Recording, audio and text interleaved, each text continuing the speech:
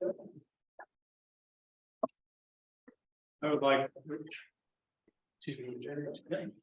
would like to call this organizational and regular town council meeting to order. If I can get a roll call, please. Chair Galib, Here. Councilor Bragdon, Councilor Danforth, Here. Councilor Madore, Here. Councilor McEwen, Here. Councilor Pelletier, Here. Councilor Prey. Here. Thank you. Councilor Bragdon was absent. Thank If you can all join me in the Pledge of Allegiance, please. With the flag of the United States of America and to the republic for which it stands, one nation under God, indivisible, with liberty and justice for all.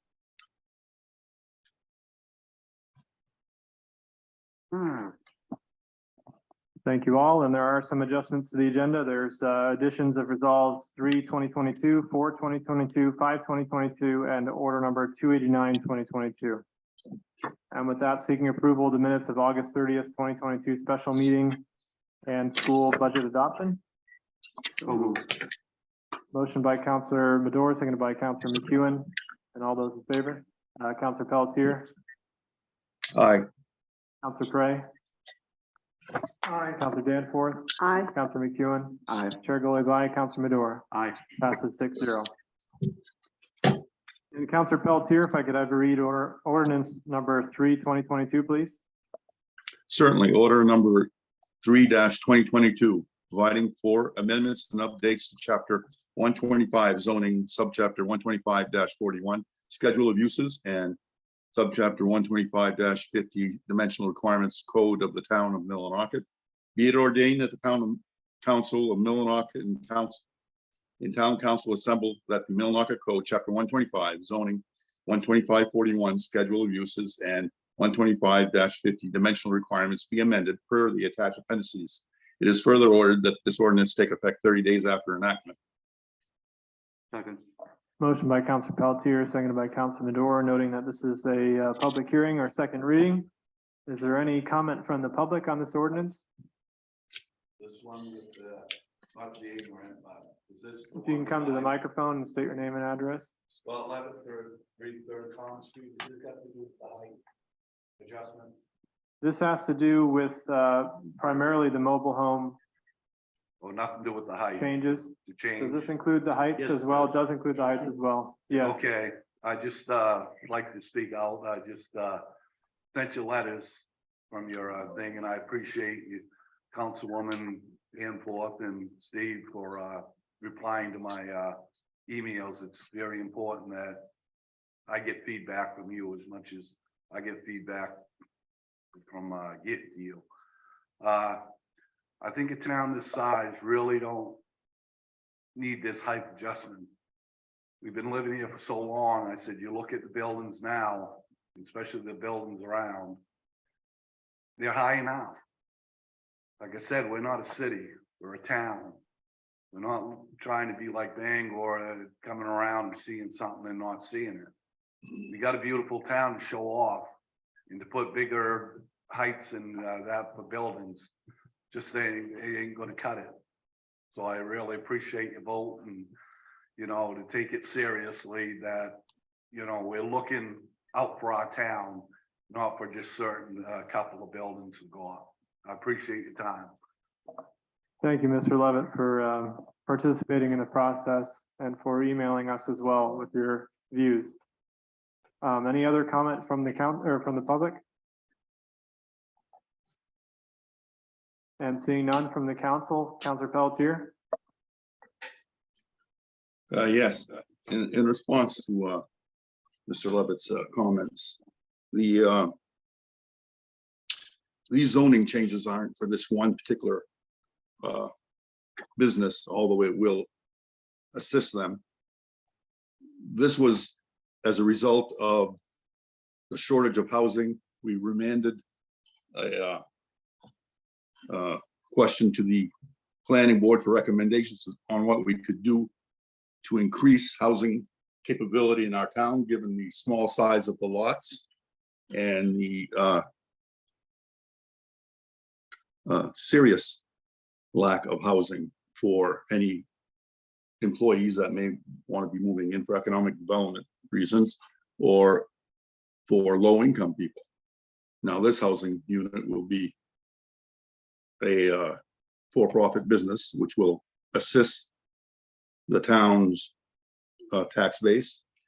It's also addressing an issue, low-income housing, that is sorely needed in this town. I mean, we've heard it over time and again from the like Breaking the Cycle and peer-to-peer and other organizations. Also, I'm on a board of directors for one of the housing authorities, and for the 10 years that I know for sure, there's always been over 100 on a list waiting to get a place, and it's still that way today. So these 36 units will go a good ways in helping some of that. And this is only one organization with this a waiting list. You know, I'm sure the other housing units in town, Stearns Assisted and Crestview and those, I'm sure they have waiting lists that need to be addressed as well. And given this height is, you know, is not in all zones, and commercial zones need, you know, and some of the residential zone needs that height adjustment in order to hopefully spur some of this additional building, you know, maybe apartments or whatever. But for that reason, I'll be voting for this. Thank you. Thank you, Councilor Pelletier. Any other council comment? Councilor Madore? Thank you, Mr. Chairman. Councilor Pelletier is right. This isn't just one issue in this whole thing.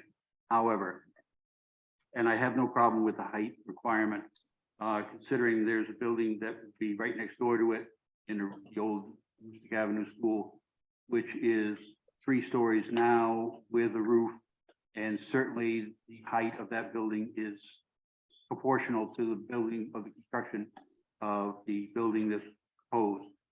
What I do have a problem with in this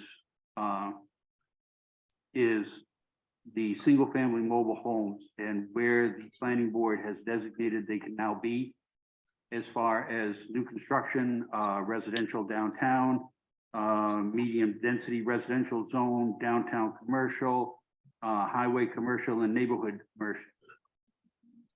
They don't belong there. Also, the generic form of mobile home, as it's defined by this, is not definable. It is a mobile home is anything that has wheels. Are we talking about a tiny house? Are we talking about a camper trailer? Are we talking about a Winnebago? Or are we talking about a trailer for a trailer park that may still be on its wheels? They have to have a permanent base. The whole definition is very poorly defined, and I don't think it belongs until such time as the planning board redefines what they want to put down for this, as far as if they feel that this is a need to be discussed. You can't just go ahead and paint this with a one brush fits all type of situation and then decide that mobile homes or trailers belong in the Morgan Lane area, the development up across the tracks, in residential areas where they have single family housing units. If we talk about modular homes or that would be different. We have 2 trailer parks as it is right now in the town, and I don't believe that expanding this to try to go ahead and allow single family mobile homes in residential areas is not going to alleviate the housing crisis that we are in right now. It's not even really going to do, because all you're going to do is are you going to go ahead and take a lot next to a home and put a trailer up between 2 other homes that have been there for a great deal of time? I think it's flawed. I think the planning board needs to do better work. I think they need to do a little bit more diligence as far as defining what they mean, as far as a definition of a mobile home. And for that reason and that reason alone, I will not be supporting this as it's written right now. Thank you, Mr. Chairman. Thank you, Councilor Madore. Any other council comment? Councilor Danforth? Thank you, Mr. Chairman. So I'm looking in our packet, and the letter that's dated to our town manager on June 14th, it talks about schedule of uses and it talks about the R2 zone and the RD zone. So where are those zones? Those are the two places I see where it references mobile homes. And so, Mr. Manager, do you know, can you tell us where those two, where the R2 zone, residential zone is, the rural development, what's considered the RD zone? Just check. Without looking at a tax map, I wouldn't be able to pull that off. No, I'd have to look at the tax map and report back on that. I don't have it accessible. Okay, so I guess in this ordinance, as far as what was addressed in discussion about the height and need for other housing, I don't know that we would have to eliminate or not vote down this whole thing, but maybe at this time not consider the schedule of use part of what is presented to us. I'm just wondering that. I think that as it stands now, I think there's a lot of good meat to it. I think, you know, like Councilor Madore alluded to, the definition of mobile home could be more specific. You know, this letter that was originally dated back in June in the height of all the excitement. We had several episodes of excitement over the summer. Most of you remember them, I'm sure, certainly do. This should have been taken care of at that time. This stems from the state of Maine acting on housing and, you know, approaching the accessory dwelling unit or in-law apartment thing to create more creative options to work with the density problems and open up more opportunities for people to have places to live that weren't short-term rentals. So yeah, I think it's a very vague definition, but you know, with a little more specifics around it, I think it's pretty good as it is.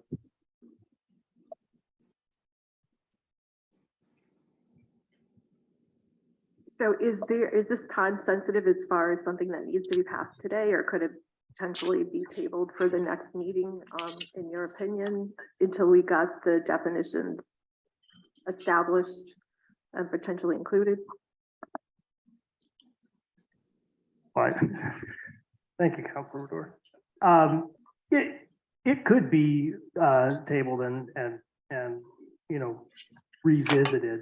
I think at this point, some of the pressure on approving the ordinance is related to the proposed housing development.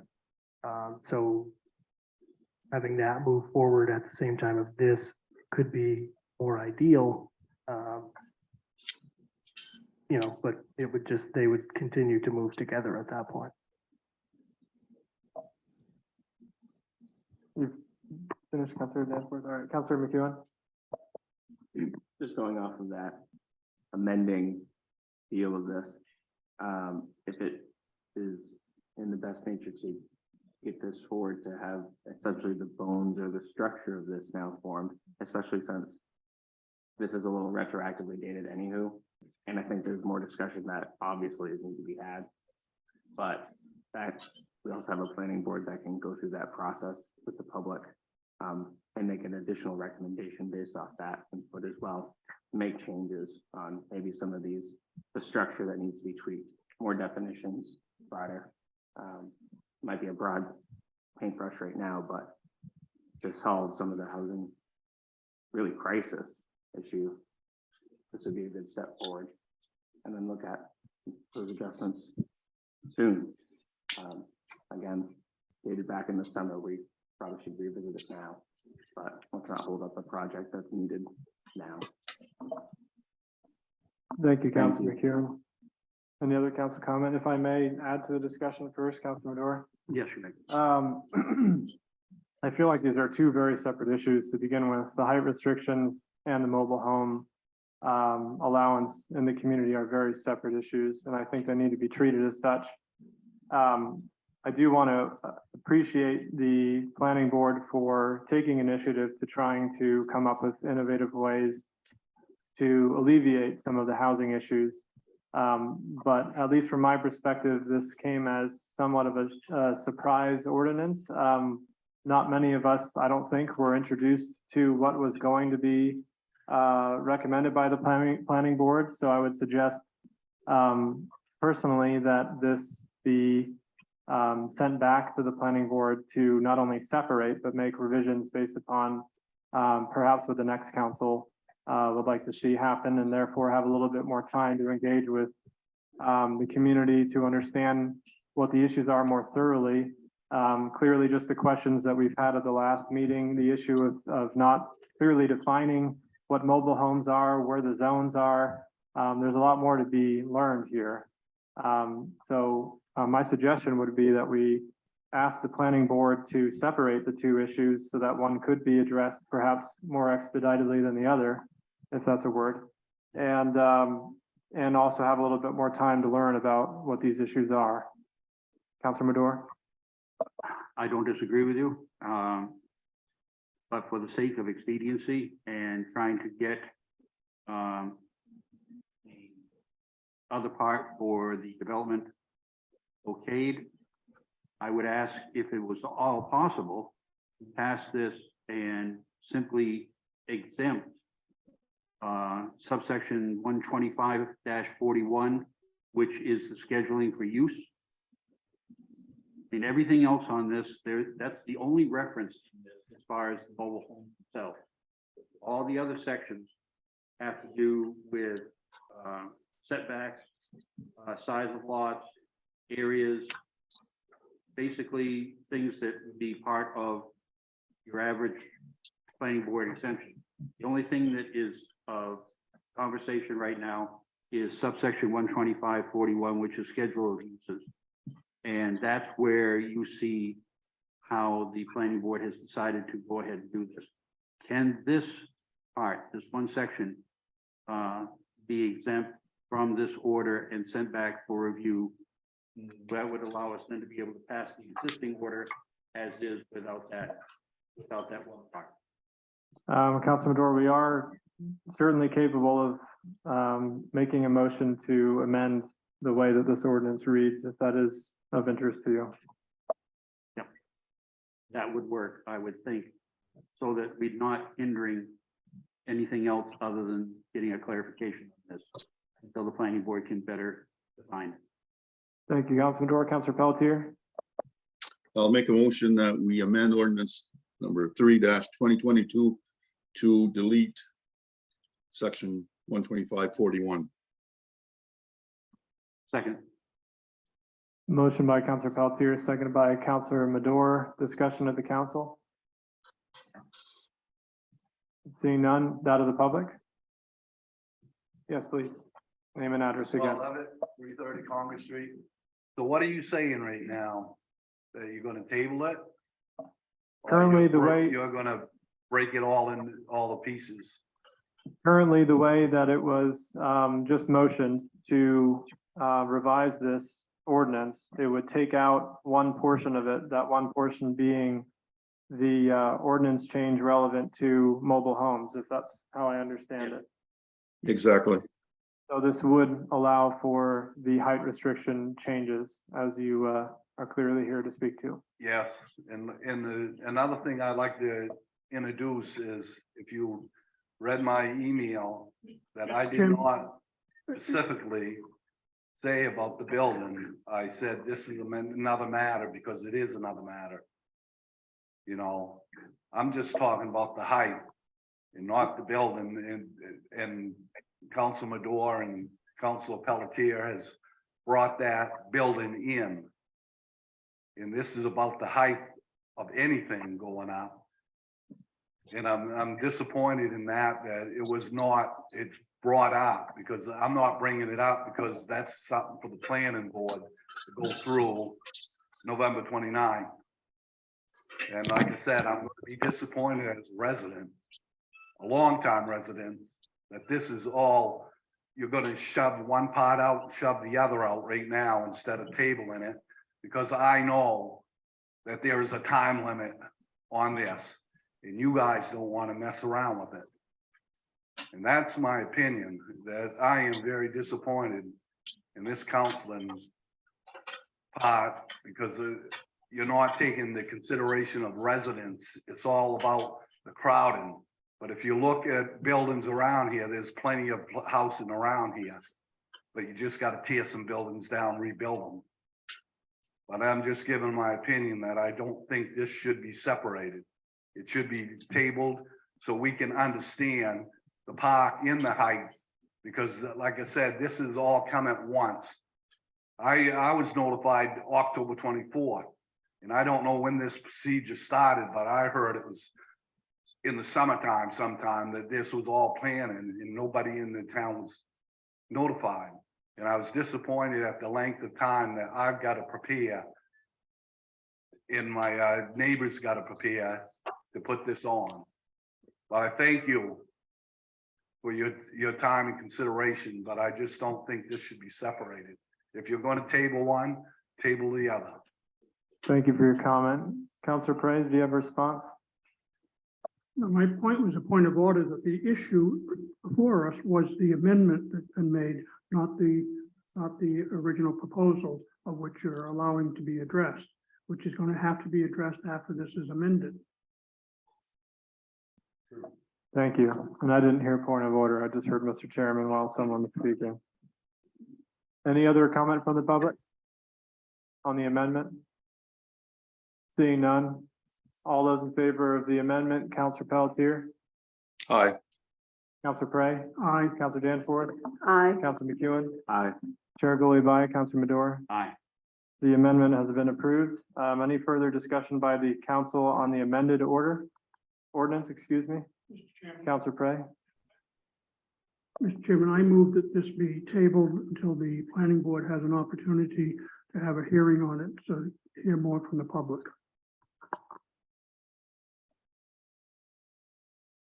is there a second?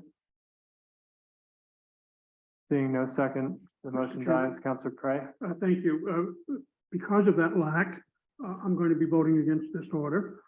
It's not in opposition to the proposal itself, but I think there's legitimate concern that needs to be heard. I think it's been well pointed out that the adjacent landowners had some concerns, and I'm not sure that they were appropriately addressed in a timely manner to participate in the process.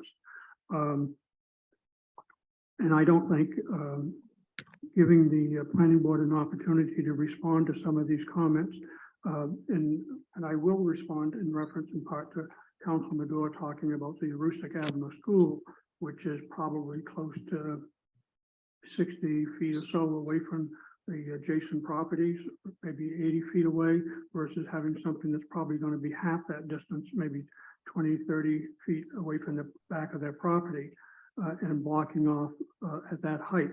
I just think that it's fair to allow those individuals to have a say with the planning board. And I think for that reason, I'm going to oppose the motion. thank you, Counselor Prey. Any other council comment? Yes. Counselor Danforth? Counselor Pelletier?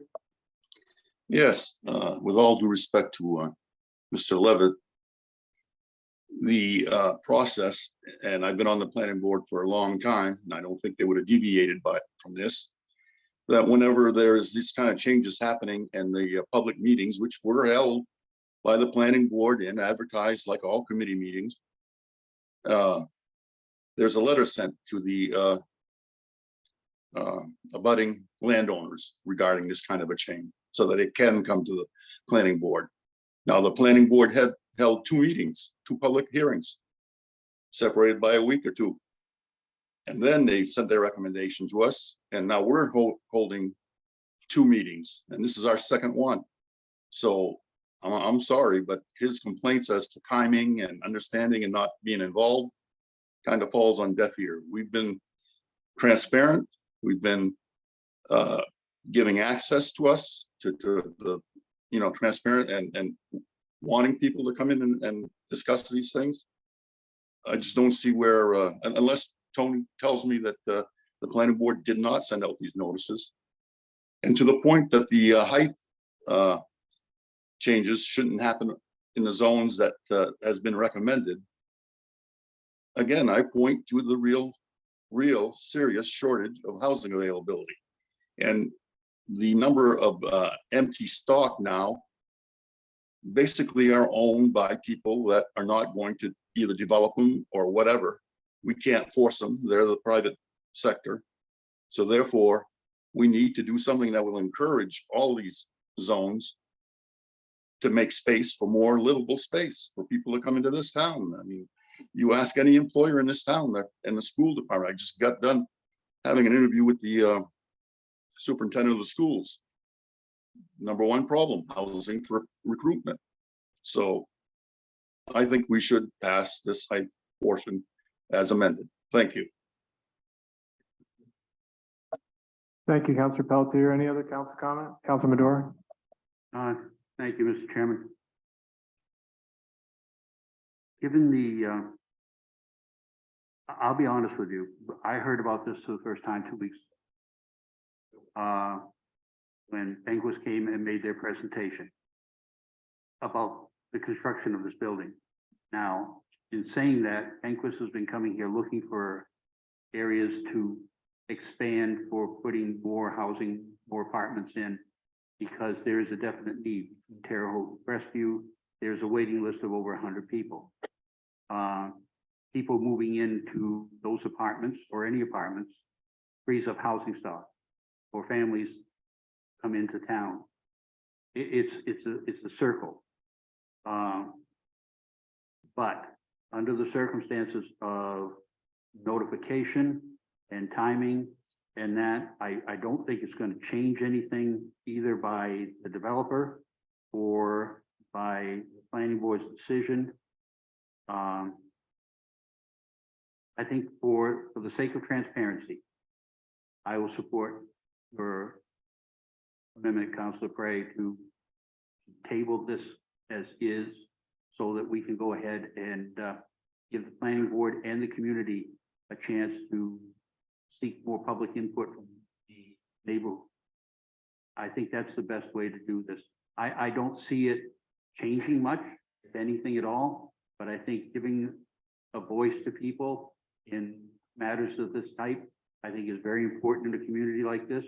And I think they need to be at least given the opportunity to address. So if this does indeed get tabled, Mr. Levitt, I would suggest that if it goes back to the planning board, that you go to the planning board meetings, vocal, you make your opinion. And if you also have neighbors that are supporting, that they make their voices heard. On the same token, those who do support the project and think it's a good thing to go forward, which I still think it's a good thing to go forward, also should be there to voice their opinions so that this could be there can no longer be anything discussed as far as, well, we didn't get a chance or there wasn't an opportunity. Let's give 2 more weeks for an opportunity for people to voice their opinions and then bring this back to the council. That's my opinion. Thank you, Mr. Chairman. Thank you, Councilor Madore. Any other council comment? Councilor Danforth? Thank you, Mr. Chairman. So I'm aware that the planning board's next meeting is the 29th. Is that correct? If I see a plan for it.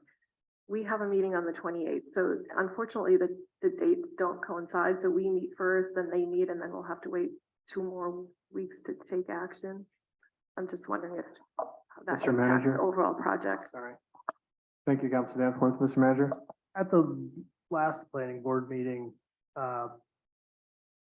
when they were discussing when to schedule the next meeting, there was no availability in that group until 29, where they could all be in the same place at the same time.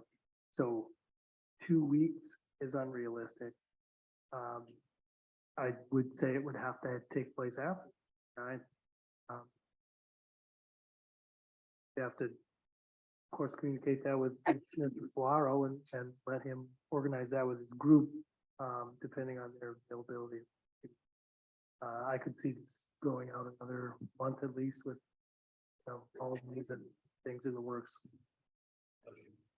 Thank you, Mr. Mayor. Yes, bless you. I second that.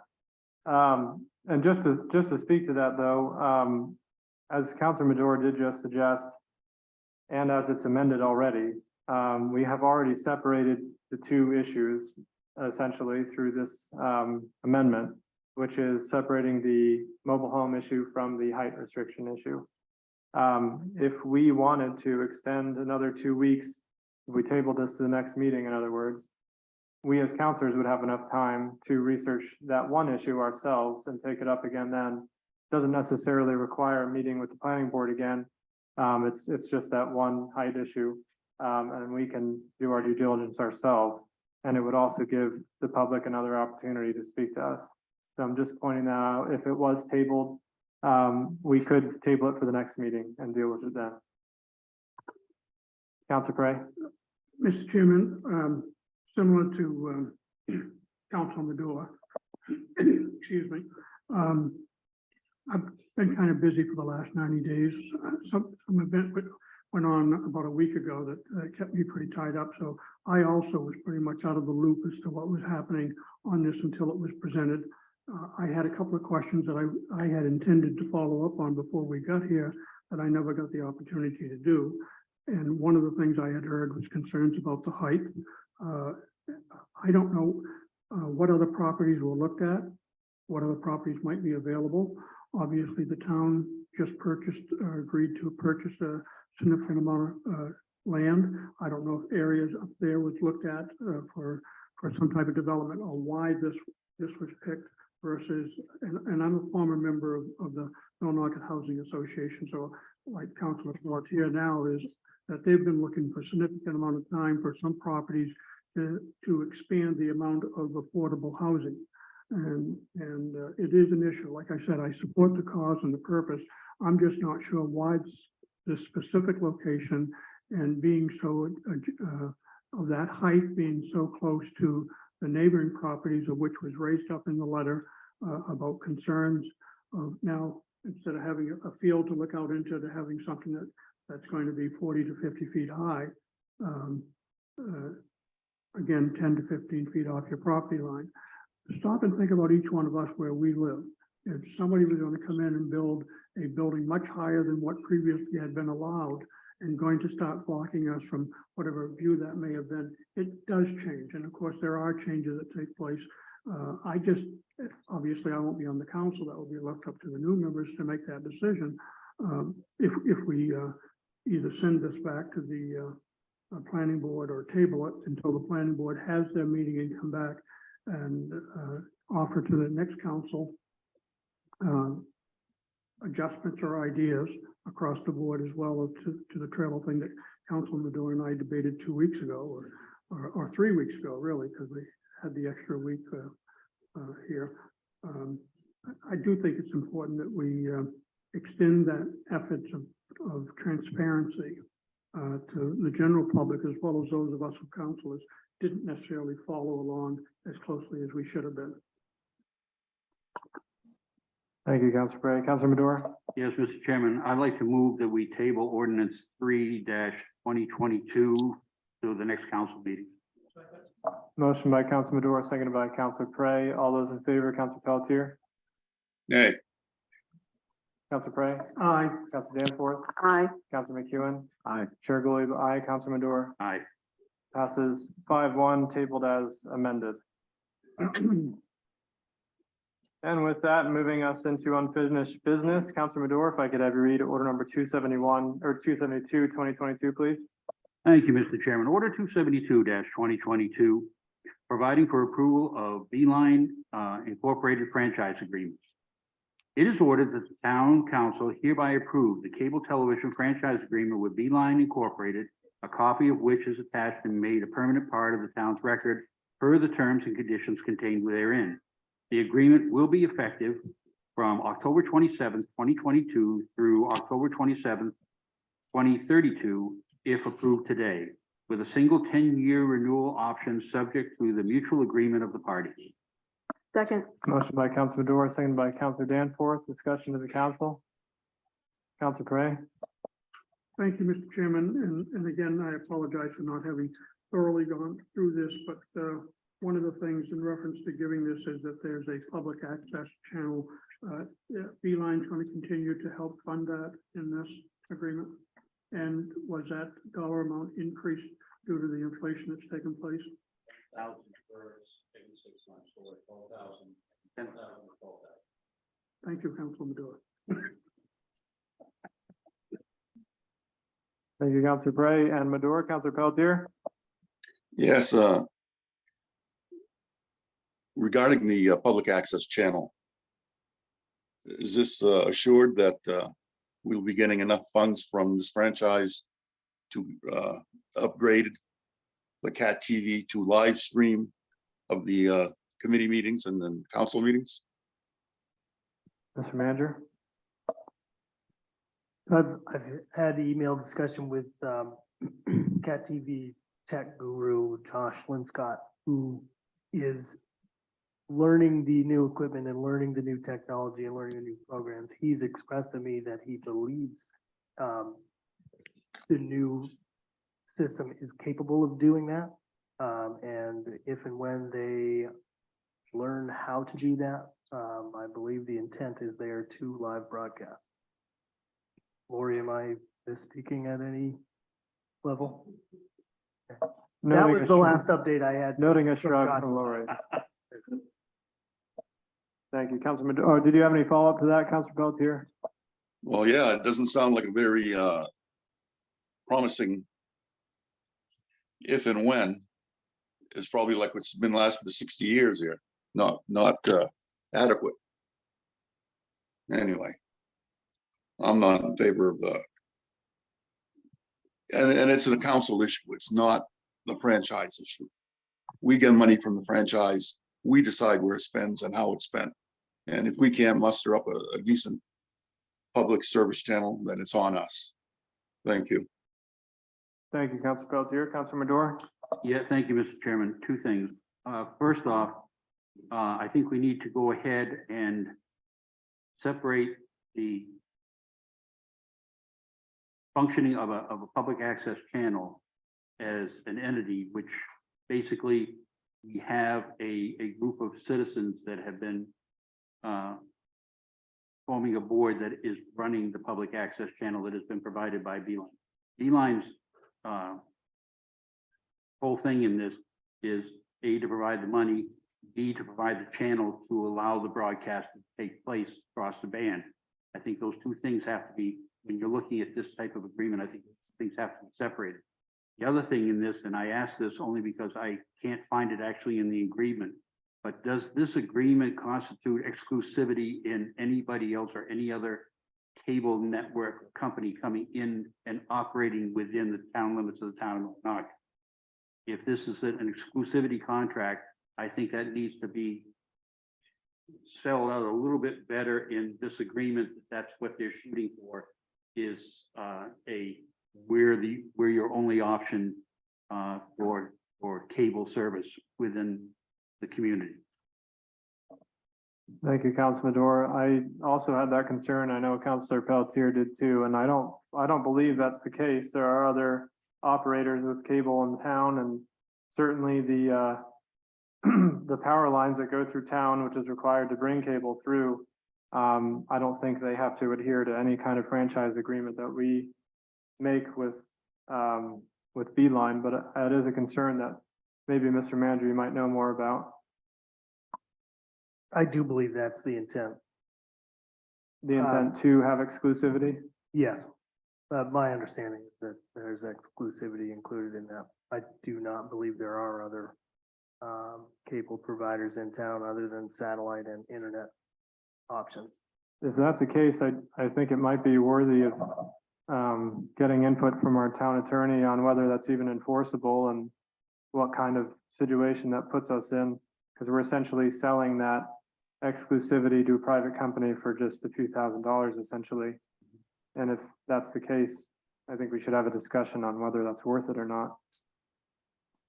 Is there any other thoughts from the council on that? Sure. I'd motion we table. Second. Motion by Councilor Pelletier, seconded by Councilor Prey. All those in favor, Councilor Pelletier, Aye. Counselor Cray, Aye. Counselor Danforth, Aye. Counselor McEwen, Aye. Chair goes aye, Counselor Madore. Aye. And just to note, Counselor Pelletier, was that tabling it to the next meeting? Yes. Thank you.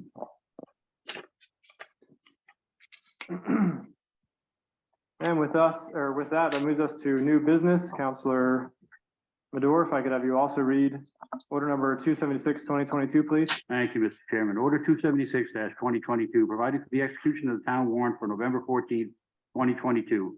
It is ordered the town warrant for November 14th, 2022 in the amount of $485,249.71 hereby approved. Second. Motion by Counselor Madore, seconded by Counselor Danforth. Heavy hitters? Oh, we got a few. We got $12,668.25 to Acadia Design Works LLC. $322,684.50. That goes to B&B Paving Incorporated. $9,727.27 to Dead River. $6,610.22 to Carol Pelletier. $6,547.23 to Hoyle Tanner. $34,176.43 to Maine Water Company. $19,316.45 goes to Maine Municipal Review Committee. $16,004.30 goes to Pelletier Manufacturing. $3,450.86 goes to Trevor Oil. $6,000 goes to R.H.R. Smith and Company, and $25,000 goes to Michael Zielinski.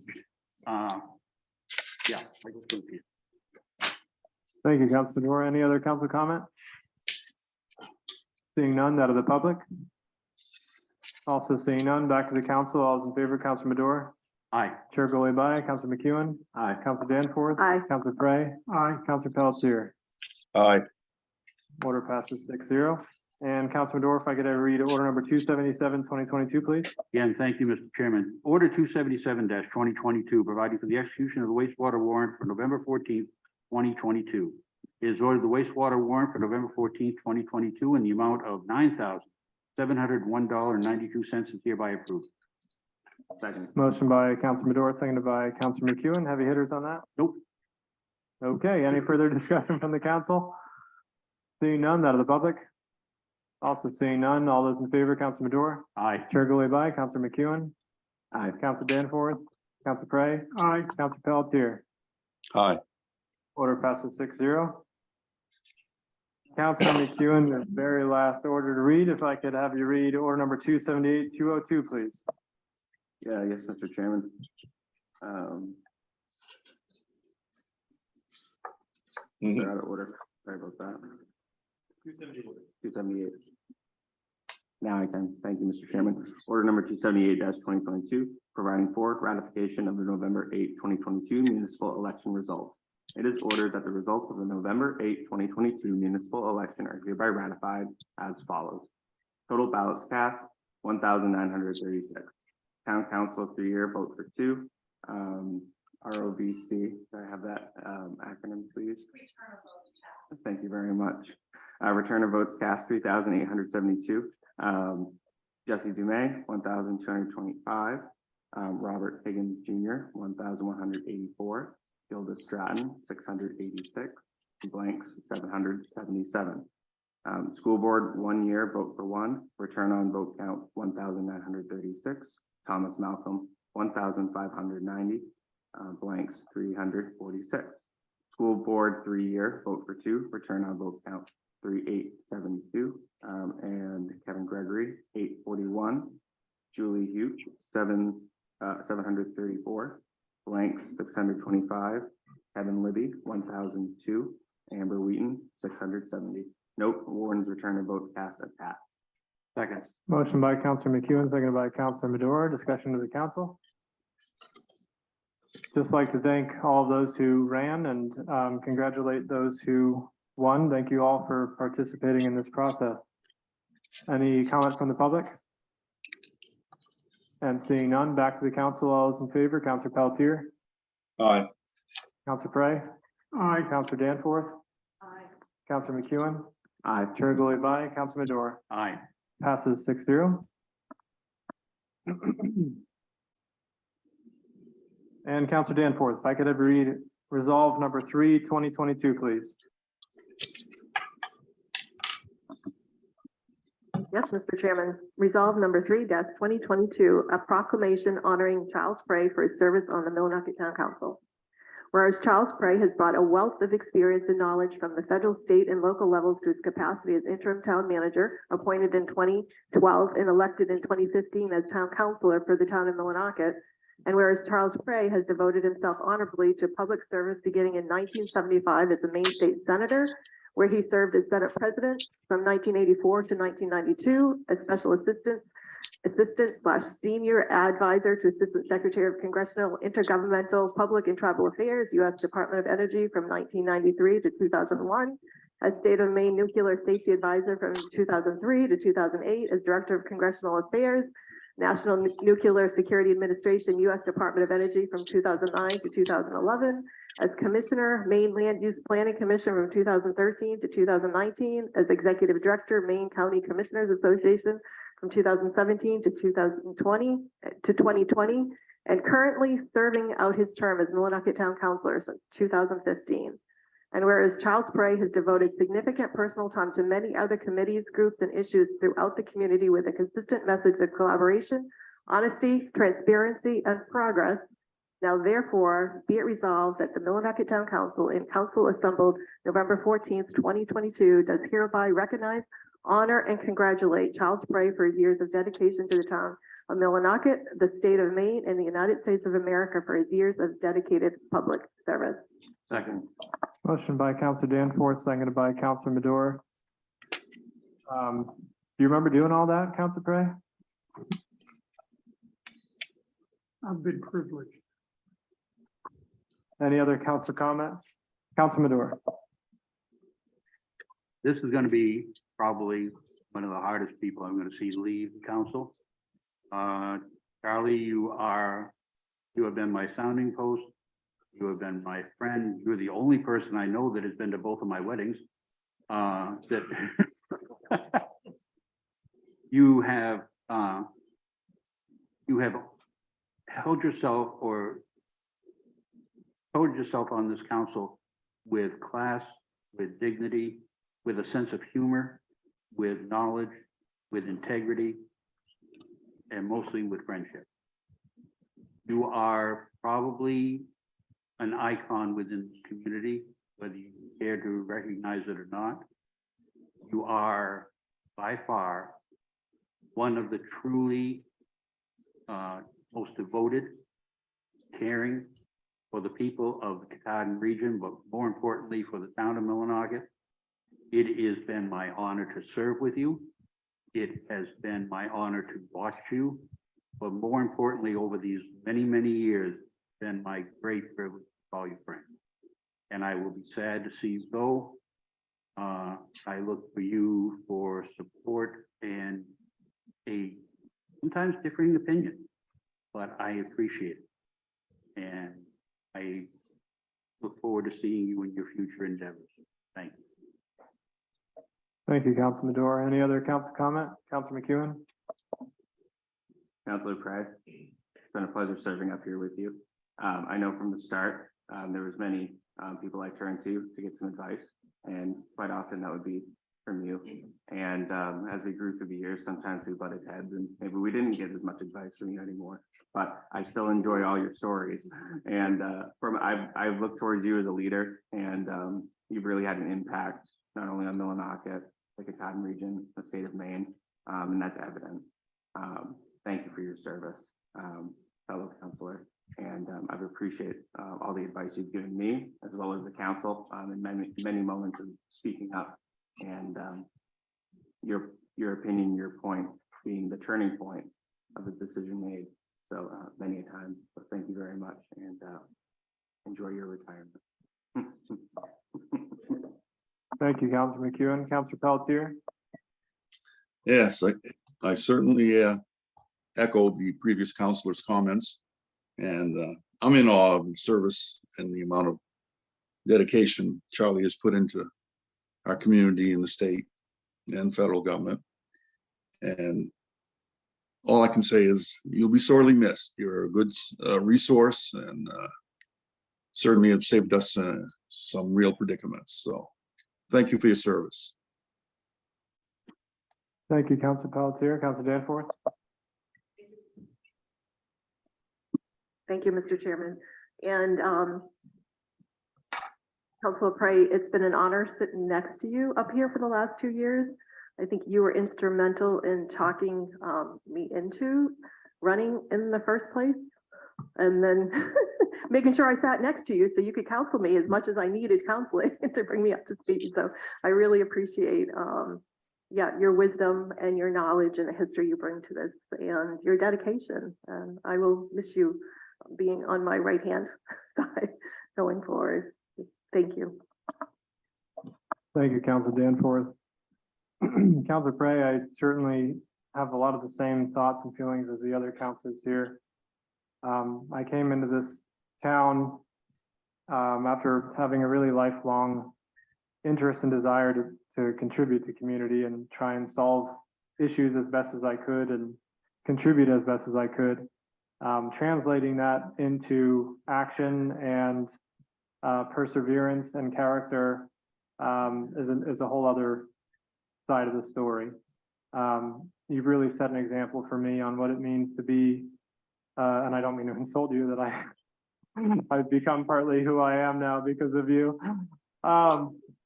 But I've learned truly that I've learned truly what you've set an example of what it means to be a statesman, what it means to be someone truly devoted to public service beyond personal interest or gain. And you've conducted yourself in such a way that there's still so much more for me to learn. And I just want to thank you for not only what you taught me, but clearly the many years of service that you've put in your life. And just thank you for all that you've done. Councilor Prey. Thank you, if I may, and thank all of you. And as I said, I've been privileged.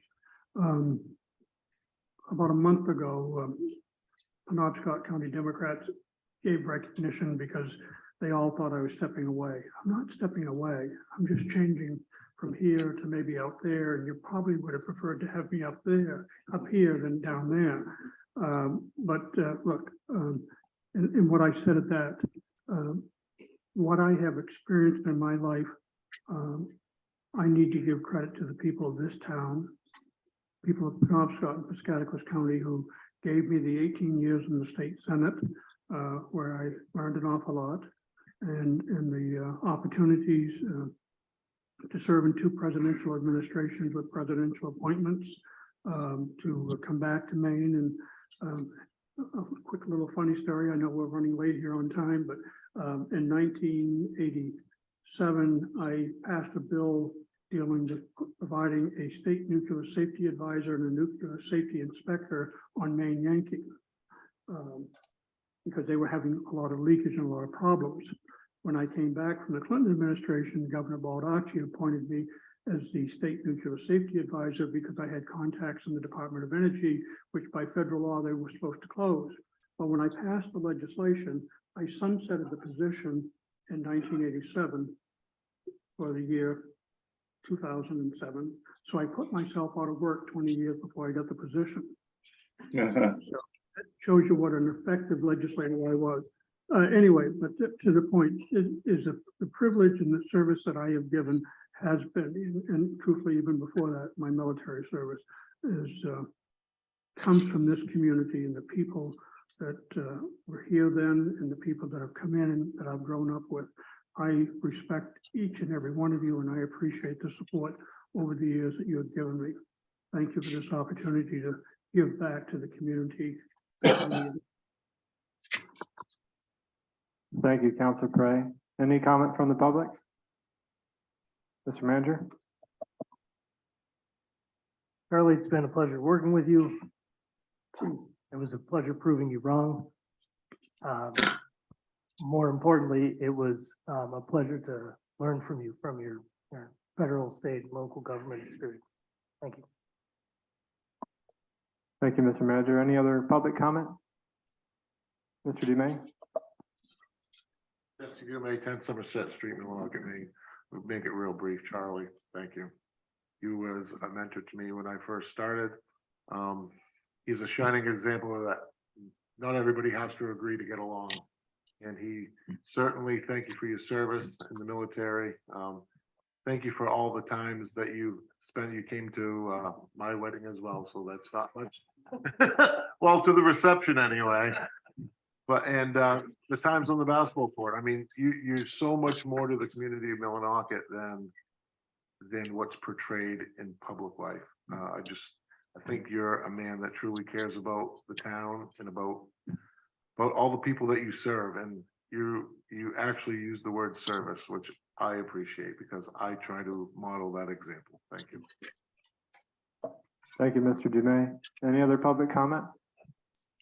Yes, Sandy Sullivan. Hi, Sandy Sullivan, 104 Sunset Drive. I think that the council is going to miss Charlie immensely for his knowledge and his history. He has been a great service to the state, although I have not been back in Millinocket for that many years. My family has always been here. And so I've always known what Charlie has been up to and the service that he has given to the state and to the town. Thank you, Charlie. You will be missed. Thank you, Sandra. Any other public comment? Yes, please.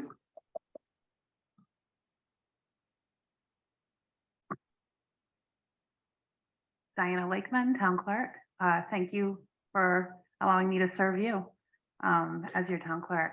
It was a pleasure. And your stories are funny, although long, they are funny. So I do appreciate all the knowledge that I was able to get from him as well. He has been helpful in many areas and more than just as a counselor. So thank you. Thank you, Diana. Any other public comment? And seeing none, all those in favor of the resolve, Councilor Madore, Aye. Chair Goliath, Councilor McEwen, Aye. Councilor Danforth, Aye. Councilor Prey, I don't want this to be unanimous, nay. Councilor Pelletier, true to form, Councilor Prey. I love it, Charlie. Aye. Passes 5-1. And if we could get a picture, please, with his resolve and. Whoops, that was the.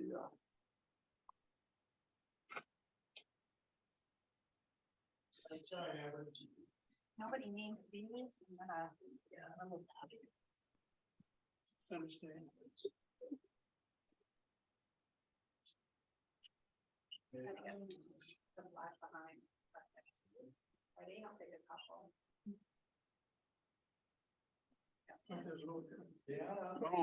And she walks right in front of you. Oh, let Avon get it.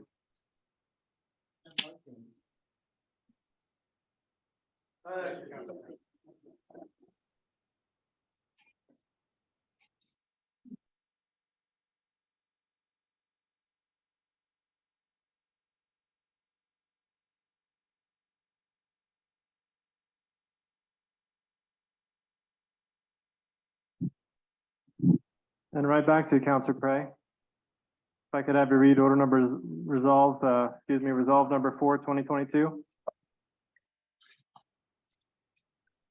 Resolve number 4 2022, a proclamation honoring Cody McEwen for his service on the Millinocket Town Council. Whereas Cody McEwen was elected to the Town Council in November 2016 and re-elected in 2019, serving 2 terms for a total of 6 years, and served as chairman for 2 of those years in 2018 and 19, with distinction of being the youngest councillor ever appointed as chair to date. And whereas Cody McEwen dedicated the last 6 years on the Millinocket Town Council, serving the citizens for the betterment of the town, not only bringing his youthful perspective and energy, but also his leadership style of inclusion, compassion, and respect. And whereas Cody McEwen worked with many groups, organizations, and individuals to improve our town, foster a sense of pride and growth of our economic development and recreational opportunities, and participated in numerous community planning processes, including the Katahdin Gazetteer, and was instrumental in finalizing the town's comprehensive plan and was responsible for forming the age-friendly committee that is now part of the AARP network of age-friendly states and communities. And whereas Cody McEwen formed a coalition and led the work to bring a significant amount of grant funding that benefited the town, most notably the Community Development Block Grant for downtown revitalization in the amount of $300,000, as well as facilitating smaller grant projects of the age-friendly committee, such as the AARP Challenge Grant for $5,000 that established the Katahdin Snowdown, and the Maine Community Foundation Award for $2,500 to address transportation barriers, thereby bringing the valuable resources into the community. And whereas Cody McEwen has been an avid supporter of the Unified Performing Arts at Stearns Junior and Senior High School, a youth mentor and a key organizer of the Trails In Festival, devoting countless hours of volunteering time to these activities and many other civic-minded programs. Now therefore be it resolved that the Millnocket Town Council and Council assembled November 14, 2022, does hereby recognize, honor, and congratulate Cody McEwen for his years of dedication to the town of Millnocket as a councilman and council chair. Motion by Counselor Cray, seconded by Counselor Madore. Discussion of the council. Mr. Chairman. Counselor Cray. Thank you, Mr. Chairman. I have to say, I have totally enjoyed having Councilman McEwen on this, even when he was wrong.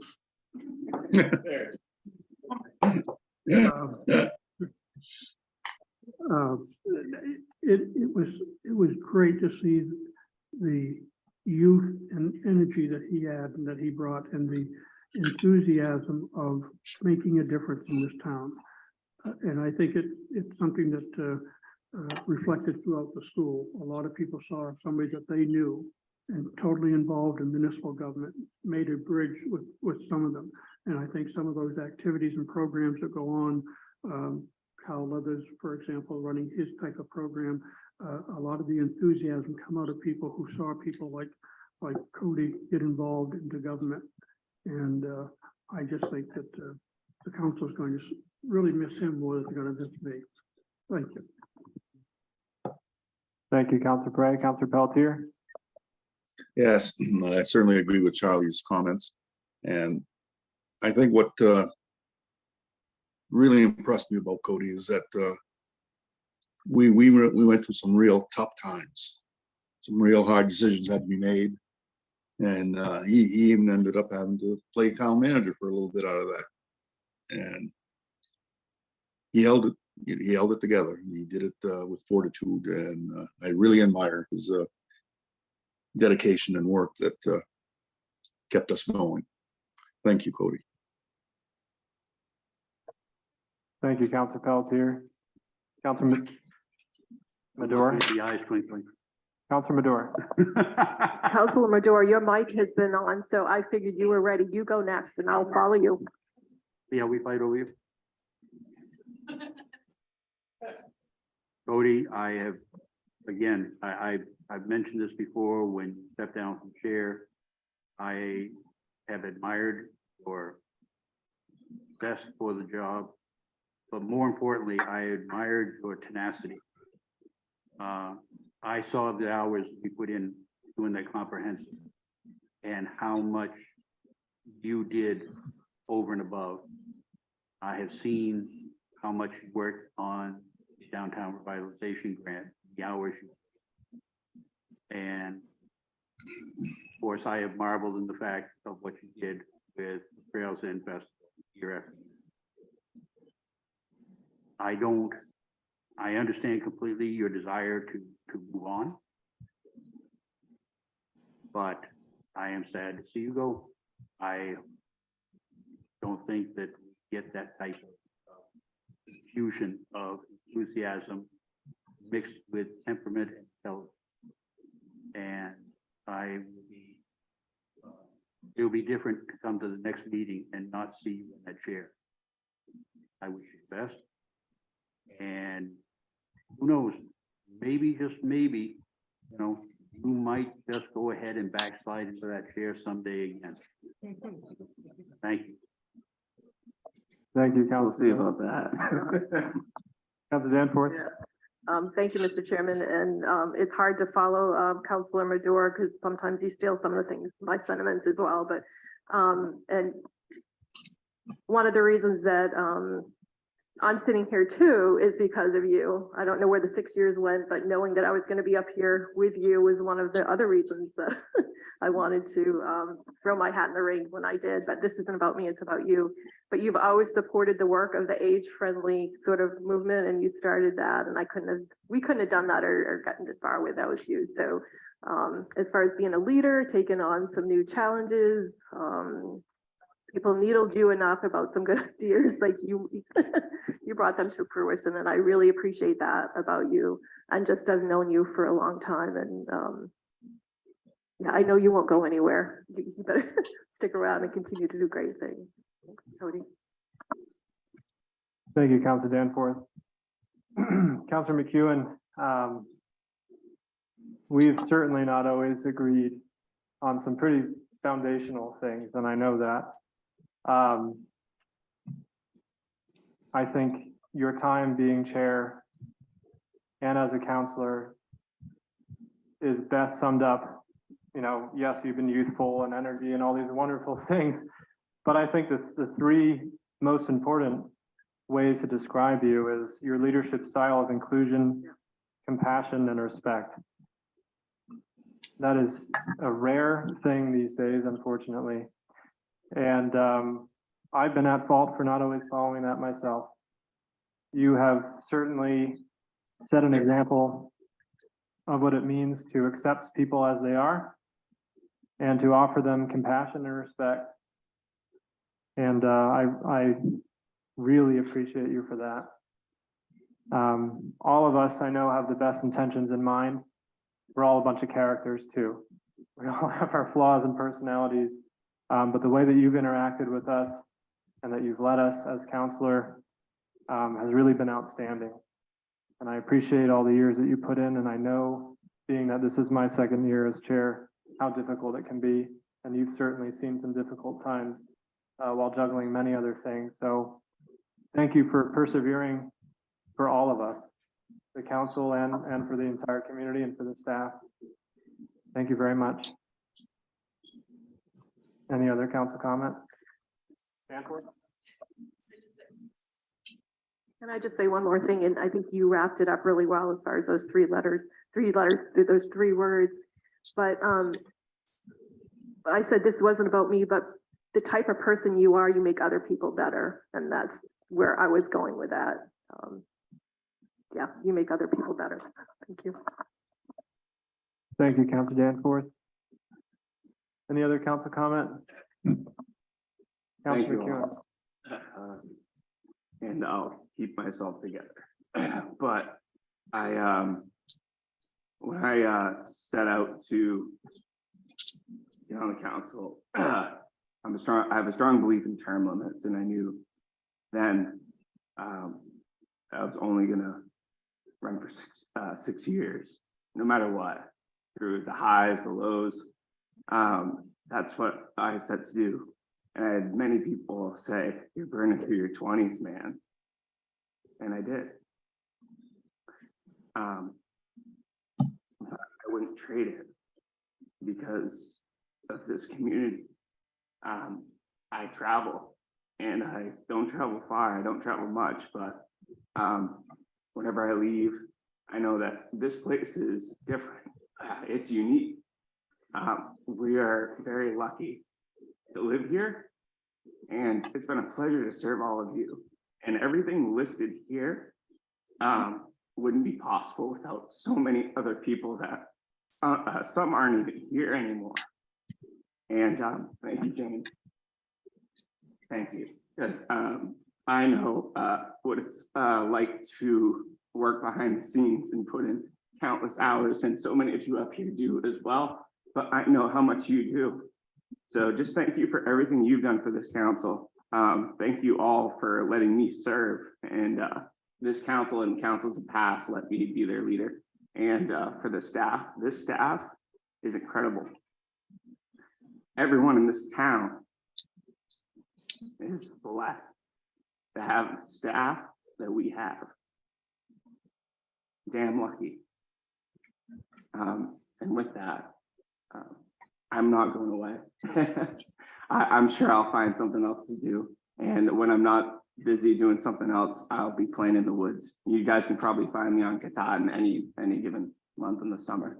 So it's been a pleasure to serve, and I wouldn't trade anything at all. And thank you for teaching me and educating me and how to be a better person. You say I make other people better, but I probably learned more in this process of public service than I have in any other experience in my life. So I would highly encourage it for people to serve and to give back. It's extremely important. Thank you. Thank you, Councilor McEwen. Any public comment? Diana? You looked right at me, so. All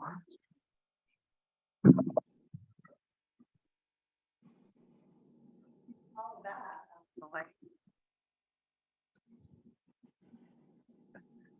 It's been said, thank you. The tough times for the staff, you were the sunshine for us, because it was, what was the term? Dark waters and sinking ships at the moment. So yeah, you got the town through, you got the townspeople through. I'm sure you got the tri-town community through, but you definitely got the staff through. So thank you on behalf of the staff. Thank you, Diana. Any other public comment? Mr. Malcolm?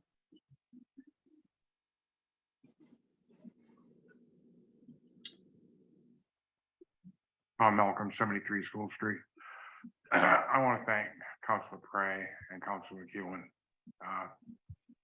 for their leadership. They both, during my tenure here, we've been in crisis.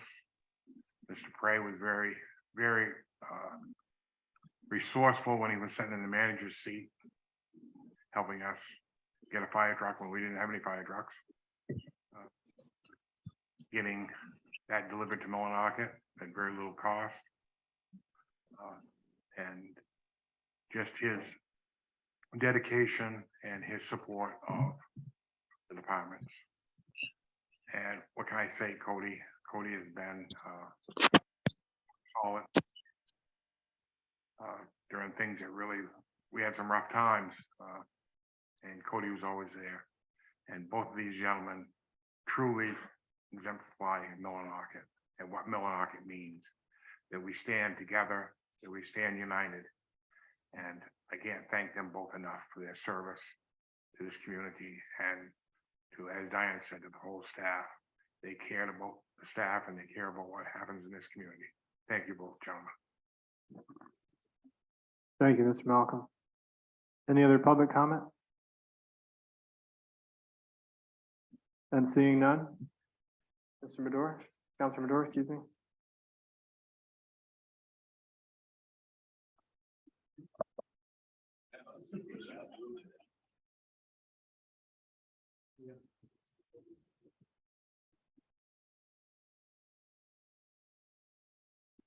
All right.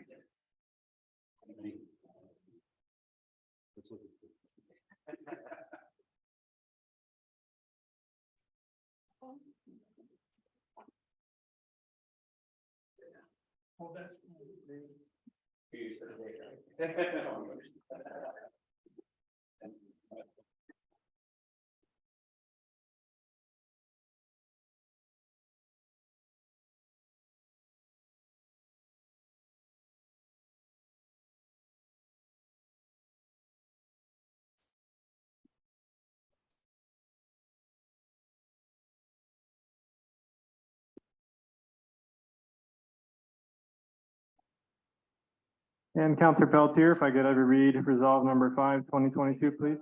Oh, I'm sorry, excuse me. You're right about that. Back to the council. All those in favor, Council Madore, Aye. Chair Goliath, aye, Council McEwen, Abstain. Aye. Councilor Danforth, I, Councilor Prey, Aye. Councilor Pelletier, Aye. 501. Thank you, Councilor McEwen. Councilor Pelletier, can I read resolve number 5, 2022, please? It would be my honor to do so, seeing as I believe I was a strong supporter of your first running for the council. Resolve number 5 2022, a proclamation honoring Steve Goldie for his leadership on the Millinocket Town Council. Whereas Steve Goldie was elected to the Town Council in November 2017, serving a one-year term and re-elected to the council in 2018 for a three-year term and appointed to the council chair in 2020 and 2021 after being re-elected in 2021. And whereas Steve Goldie, as a council chair, developed a citizen's guide to town council meetings that provided an overview of information related to council meetings so that citizens could better understand the process and consistently encourage public input to ensure all perspectives, beliefs, and desires of the public were considered. And whereas Steve Goldie, through his work as council chair and leadership on the Millinocket Town Council, fostered transparency, open discussion, and encouraged healthy debate while maintaining decorum. And whereas Steve Goldie served as chair during the COVID-19 pandemic, which required a shift to holding virtual meetings and adapting the new ways of conducting town business, while adhering to Robert's Rules of Order, and navigated the council through the search, hiring, and onboarding of the new town manager. And whereas Steve Goldie was instrumental in forming and participating in productive working committees, chairing both the Economic Development and Sustainability Committees, resulting in numerous successes, such as leading the Northern Border Regional Commission grant application that brought in more than $200,000 in funding towards engineering and design for the new airport building, bringing grant funded interns to Millinocket to work on projects identified in the Gazetteer surrounding food sovereignty, land planning, energy efficiency, and tree planting, spearheading the community garden project, leading the effort to explore options for a new fire station, and advocating to create the community initiatives director position. And whereas Steve Goldie has dedicated the last several years for the betterment of the town of Millinocket and will continue to serve as a councilman, now therefore be it resolved that the Millinocket Town Council in council assembled on November 14, 2022 does hereby recognize and honor and congratulate Steve Goldie for his years of dedication to the town of Millinocket as councilman and council chair. Second. Motion by Councilor Pelletier, seconded by Councilor Madore. Very odd asking for discussion on this, but discussion from the council. Councilor McEwen. Thank you, Steve, Councilor Goldie, Chair Goldie. As progressing into chairmanship, there's a few on the board that already know what that entails. And it's not really laid out in black and white, even though we do have a charter. The behind the scenes work goes sometimes beyond the threshold of what's even appropriate for someone to have to go through to endure. And with that, you have to lean on people, and it takes group effort. And with that, you have to balance the opinions of a board of 7, and that's not always easy. And we even disagreed, as you mentioned, ourselves, but I think through that discourse, we still get positive results out of things. That's why we're a board, and we need to have those discussions. And sometimes we all don't get what we want, but we all are here for the best interests of the community that we're serving. You've brought positive things to this community. You really beautified things. You brought in culture and knowledge that we didn't have to implement projects and get networks going. So I appreciate those efforts, and I know that is very taxing. Thank you for your service and what you've done for us, and enjoy your break, the mental break. Thank you. Thank you, Councilor McEwen. Councilor Pelletier. Yes, I really want to reiterate the work that has been accomplished since you've come on board regarding transparency and access to the public here, for the public to be involved and to this day, we still fight that battle. So I'm very pleased that you served this council and stuck it out this long. Looking forward to continuing with you on the council. Thank you. Thank you, Council Pelletier. Council Danforth? Thank you, Mr. Chairman. Last time. What did he say? Yeah, I'm not sure. I could reiterate what's already been said. But I guess you're the only chair that I've known since I've been on here, and I've been just impressed with your calls for transparency, for educating the public on things, and your work within committees, and just your vision for what Millinocket can be.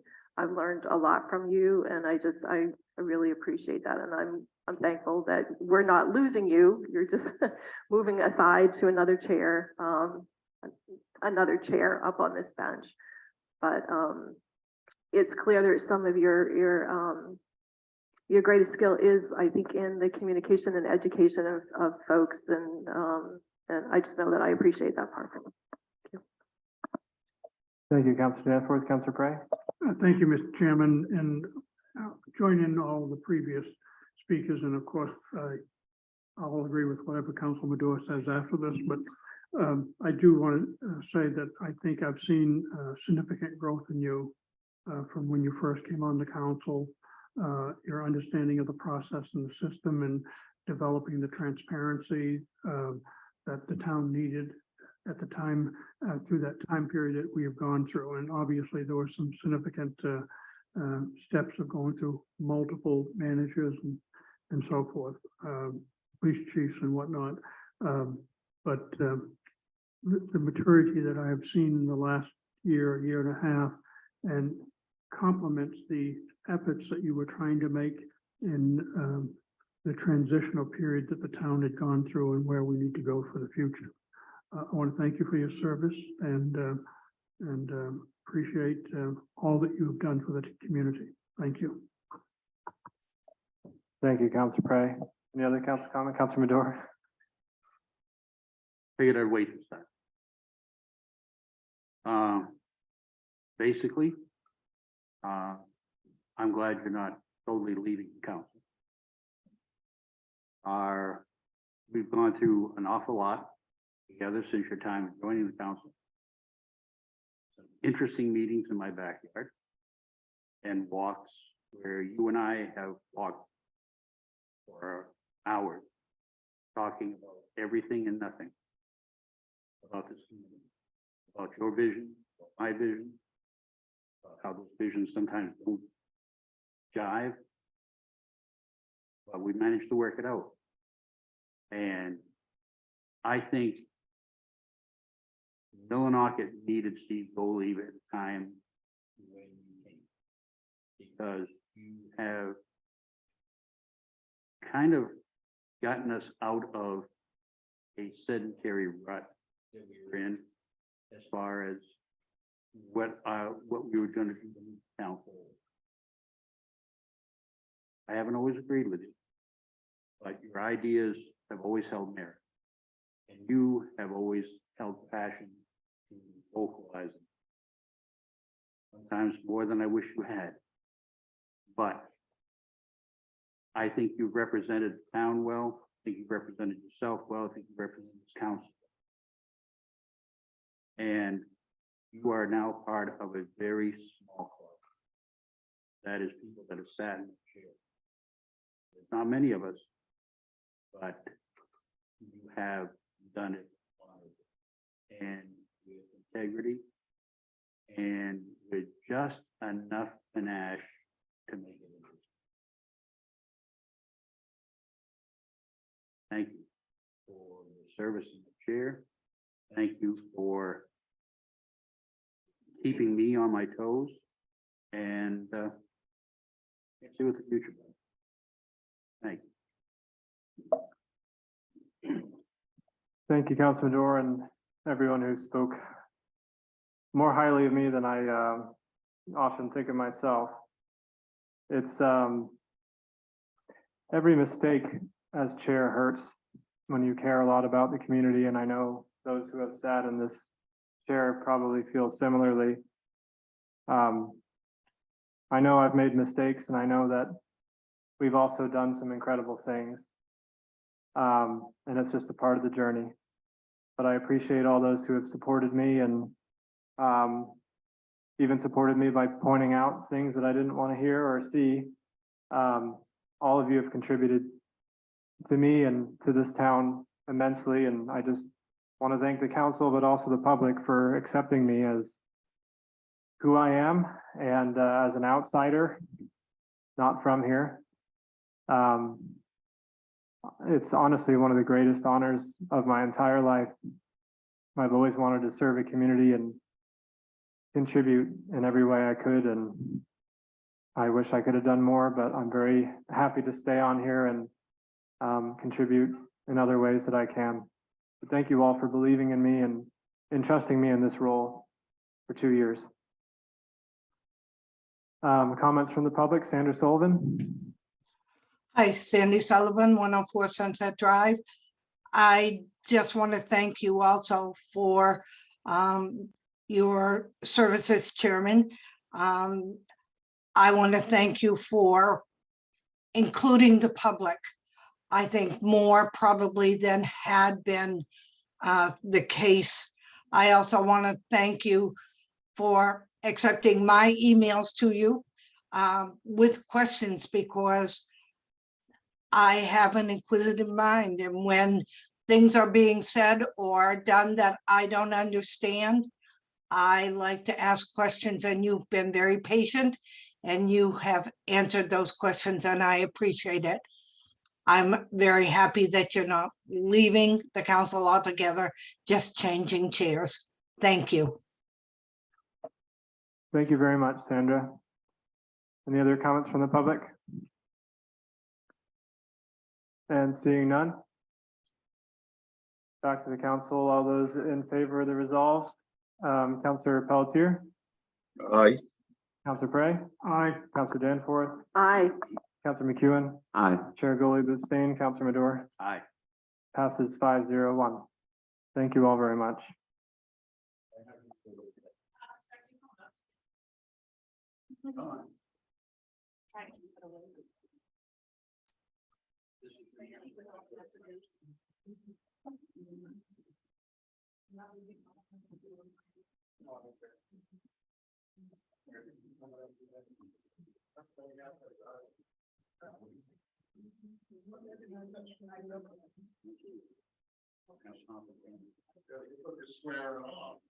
I'll take it.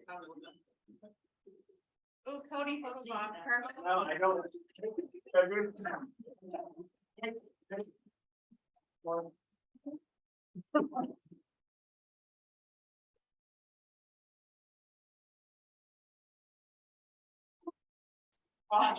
Perfect. We can roll that away in your perfect smile. I love it.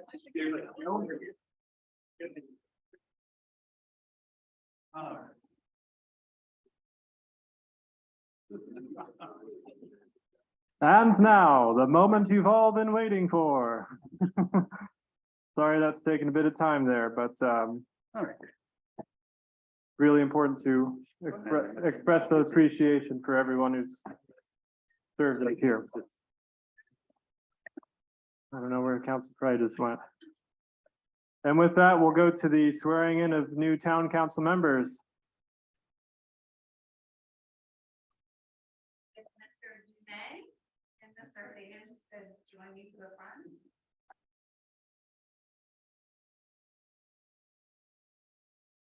Maybe out of the picture, but-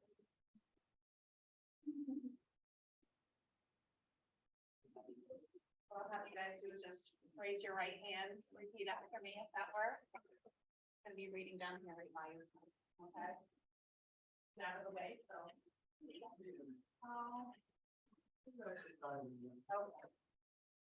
I solemnly swear I solemnly swear that I will support the Constitution that I will support the and Constitution will obey the laws of the United States and will obey the laws of the United States and of the state of Maine, and of the state of Maine, that I will in all respects that I I will in all respects observe the provisions of the charter observe the provisions of the charter and ordinances of the town of Millinocket. and ordinances of the town of Millinocket. And that I will faithfully discharge And I will faithfully discharge the duties of the office of the town duties council. of the office of town council.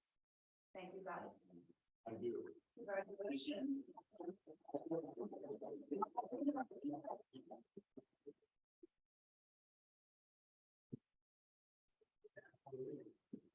It's Did you get a good shot, Avern?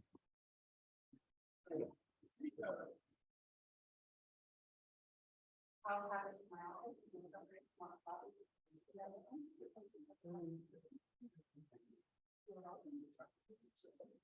And I welcome the school board members.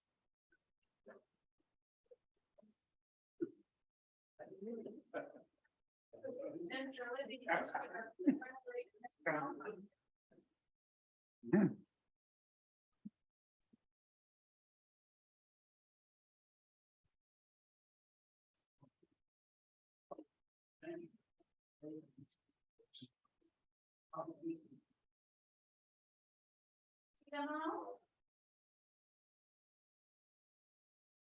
you guys just raise your right hand, repeat after me. We'll be reading just about where your thumb is at the bottom, right down here, okay? I solemnly swear solemnly swear that I will support the Constitution that I will support the Constitution and will obey the laws of the United States, and will obey the laws of the United States, that I will in all respects that I will in all respects observe the provisions of the Charter observe the provisions of the charter and ordinances of the town of Millinocket, and ordinances of the town of Millinocket, and will faithfully discharge and will faithfully discharge the duties of the office of school board. the duties of the office of school board. Thank you, gentlemen. If you'd sign right down where it's pointing.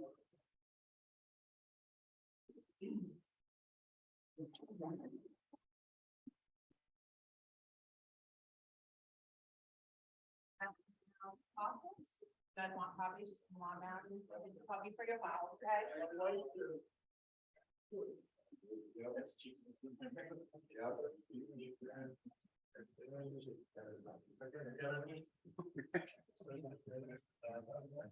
Rob, you can come up and sit up here. There's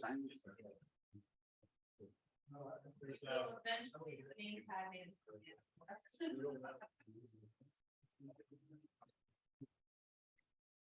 Which ones have you mentioned?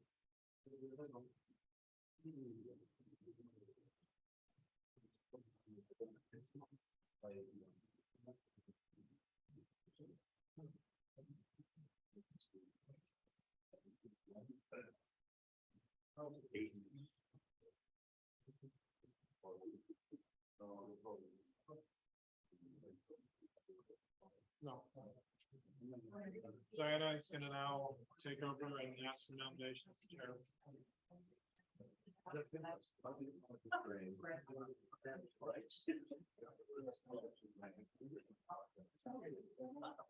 Bob, there's a. Thank you.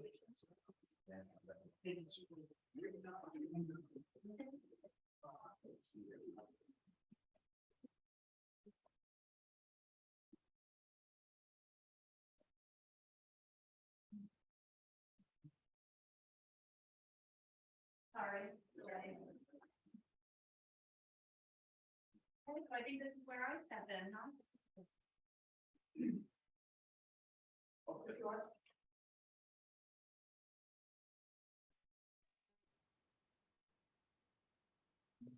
Apologies for the delay.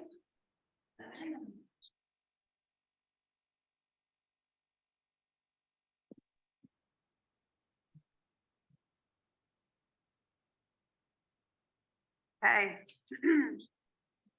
So I will now be taking nominations for council chair. No, Councilor Pelletier. Yeah, Councilor Pelletier, did you have a nomination? yes, I'd like to nominate Jesse Dume. Okay, Second.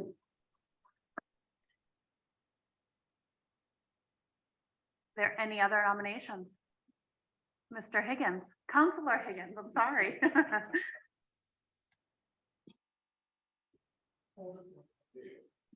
I'd like to nominate. Mike Bedore. Do I hear a second? Hearing no second. Do I hear any other nominations?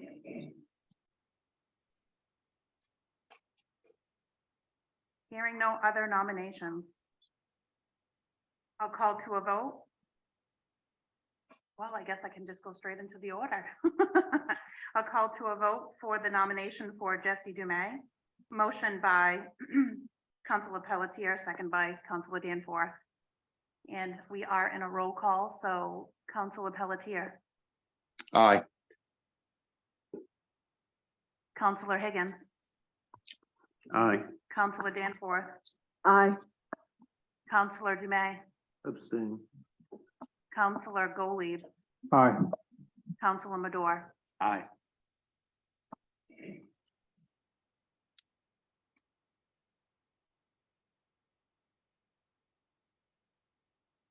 Alrighty, so with the council majority voting in favor of Mr. Dumais, let me go right into order number 279-2022.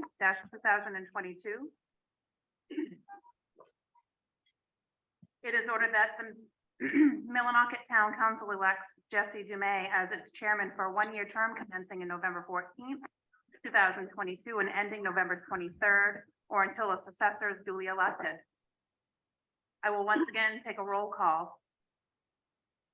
Councilor Pelletier, Aye. Councilor Higgins. I know. Aye. Okay. Councilor Danforth, Aye. Councilor Gottlieb, Aye. soon to be Chair Dumais, Abstain. Councilor Madore, Aye. with a vote of 501. Welcome to Chair, Mr. Dumais.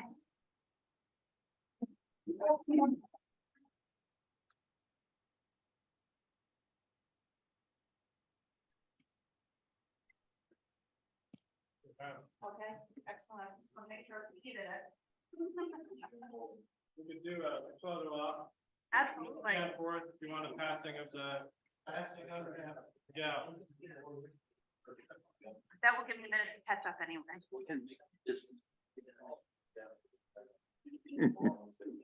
Make it a long distance path. do. Yeah. Just hold it.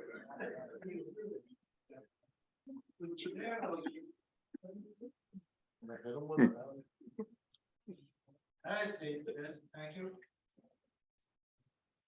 You want a moment to say something? Oh, I didn't even go to the council or anything. I'm sorry. I didn't ask for comments. I didn't ask for comments. My apologies. I'm That's new to this. That's okay, I can try it. This time I'd like to take council comment, Councilor Pelletier. A comment on what? That's it. If there's comments to the order of 279, I actually never went out to Once the the order is council or the voted on, public, you so can he's given you the comment. opportunity If to you want speak. to say something. Oh, I see. No, we're all settled there. Thank you.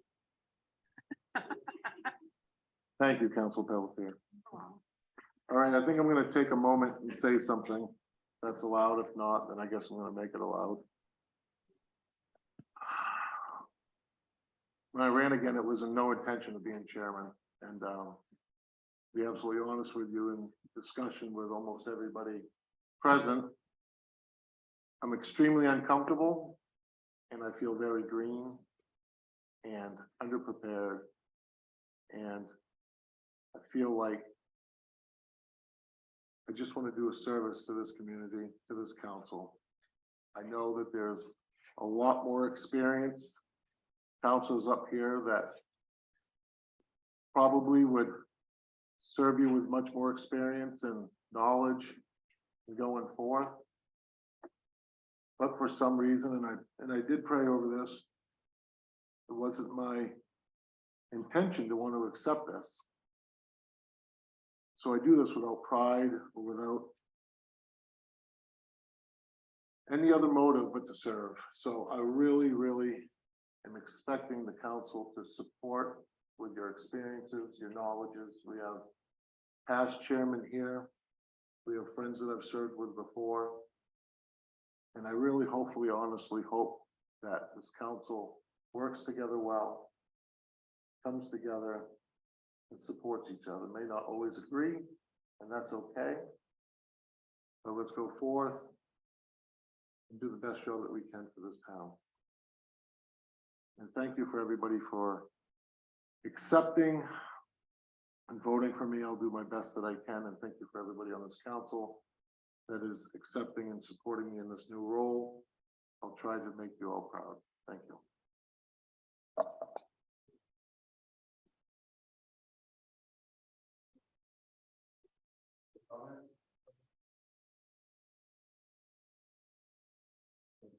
Any other public comment?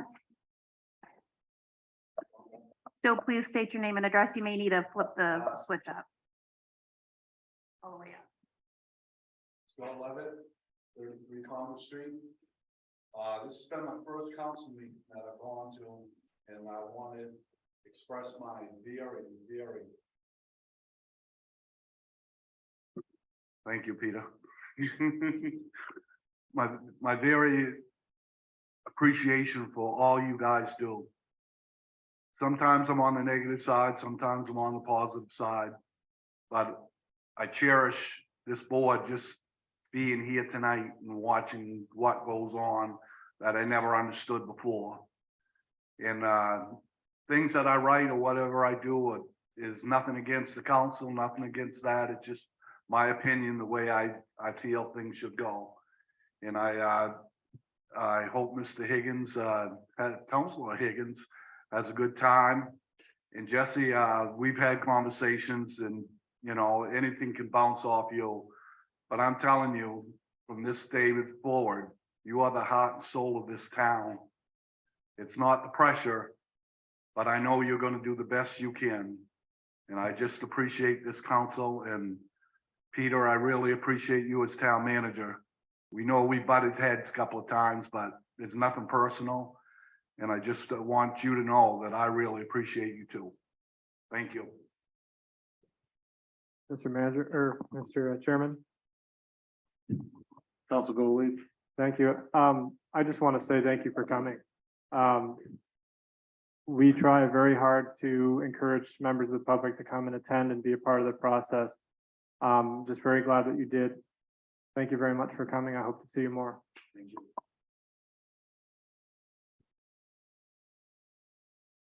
State your name, please. Ray Aldume, 441 Penobscot Avenue. I'd like to congratulate my son Jesse for being on the council and be voted chair. I think you're the man for the job. Awful proud of you, and I'm proud to call you my son. You're the man for the job. You take it one day at a time, you do it great. All right?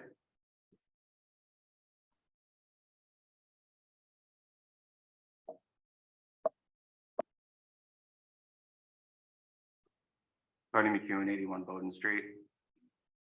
Chairman Dumais, I know you have the heart for this. Your heart is within this community. And you have the resources around you to do an outstanding job. I congratulate both yourself and Councilor Higgins for your new roles. And with that has been said to me before, the condolences as well associated with that task.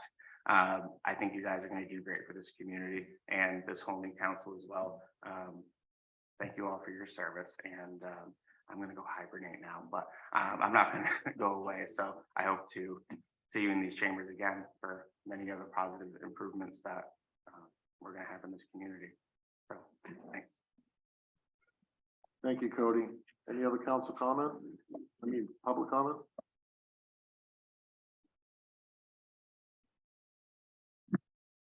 Wishing to May, 10 Somerset Street. We butt heads a lot, Dad. Sometimes we don't get along, sometimes we do. Sometimes we laugh, sometimes we cry. But if anyone, like God wouldn't have set you in that chair right now if he knew you couldn't do it. Nice.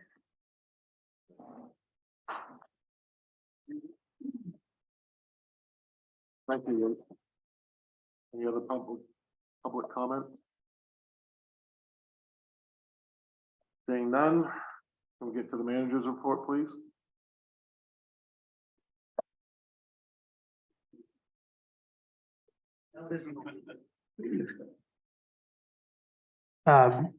Given the type of meeting this evening and the length, there is no submitted manager's report for this evening. That will commence again on November 28th.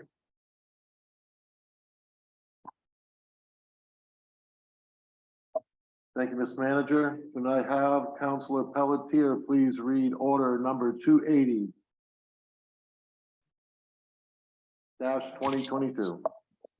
Caught me trying to get out of my recline position, but that's okay. Order number 280/2022. Hold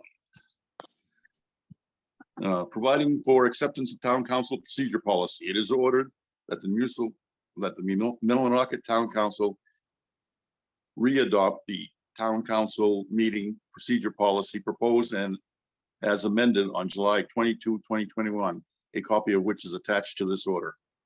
Second. Motion has been made and seconded. Do we have council discussion? Council Danforth? Thank you, Mr. Chairman. I just want to make a note that on the back page of the procedure policy, there's mention about our virtual meetings and that folks that are joining virtually need to put their first and last name. I don't think that we've actually been following that to the T. I think going forward, if we're going to readopt this, we need to make sure that that happens. And there was one other, also it says that participants may also submit comments via chat. We also haven't been reading the messages in the chat. So we need to decide, are we going to let that happen or are we going to omit this from this document? Curious to see what others think.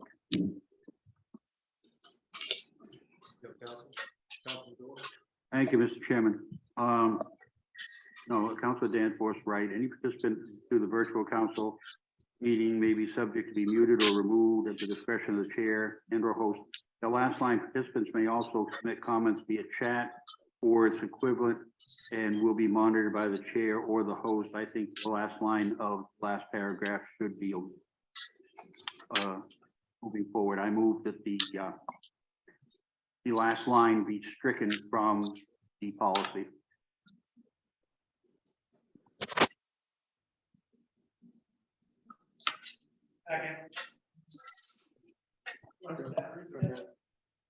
Motion and a second has been made. So which line are we actually talking about right there? Last line in section 9, the last sentence. Bring it all the way to the back.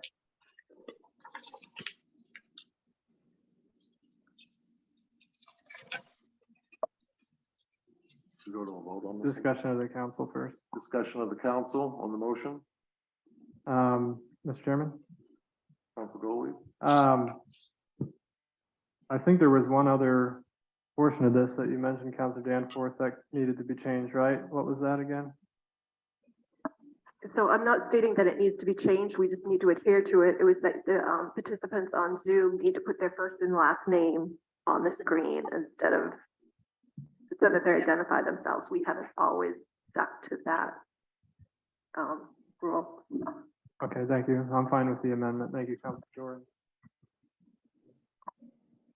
Thank you, Council Goley. Any other council comment? Chairman, if I could, just one more thing. After Councilor Danforth mentioned it, I did realize too that, yes, first and last name needs to be done. Also, we need to have they need to have a video of themselves. Yes, because having a name up there, they could put any name on there if they wanted to identify and not be it. So as identification, they should have first and last name and their video on there before they're recognized. Mr. Chairman? Council Goley? If that's going to be a suggested change as well, I suggest we just make it easy on the new chairman and just withdraw the second and motion and just make a motion for those two things. I withdraw my, You got to withdraw the second first. withdraw the second. I withdraw my. All right.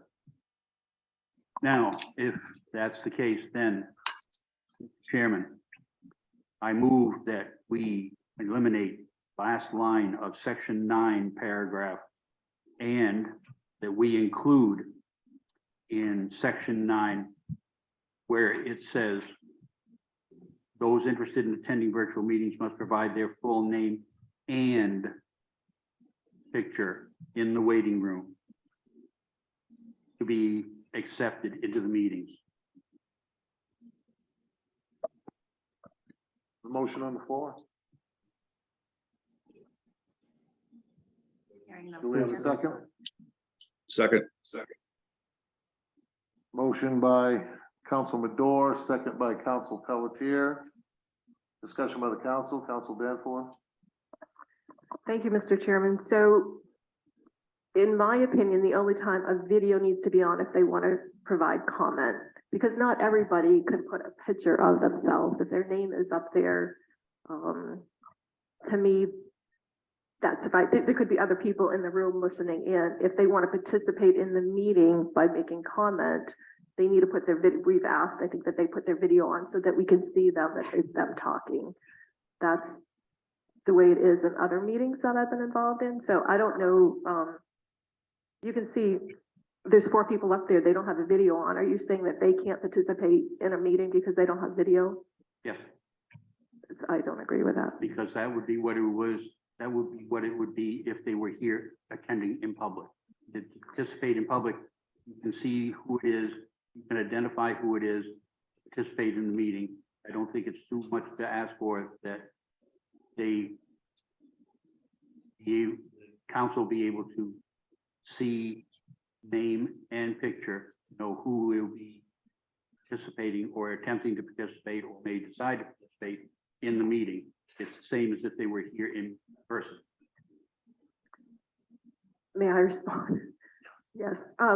So I disagree because some people could be sitting here and not, they could be just actively listening, like the people that are on their names up there, they're actively listening. They may not be participating. There could be people sitting in our audience actively listening, not participating. If they have to walk up to the mic and the podium to address us, yes, they're speaking to us and they're telling us their name and their address.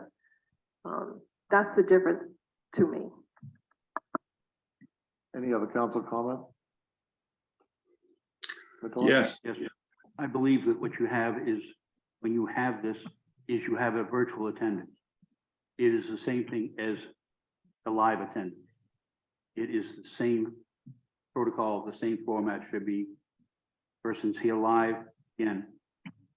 We have several times in meetings with the council have people who come, may never say anything, but they're asked to sign in because they're taking during public meetings, especially public hearings and things.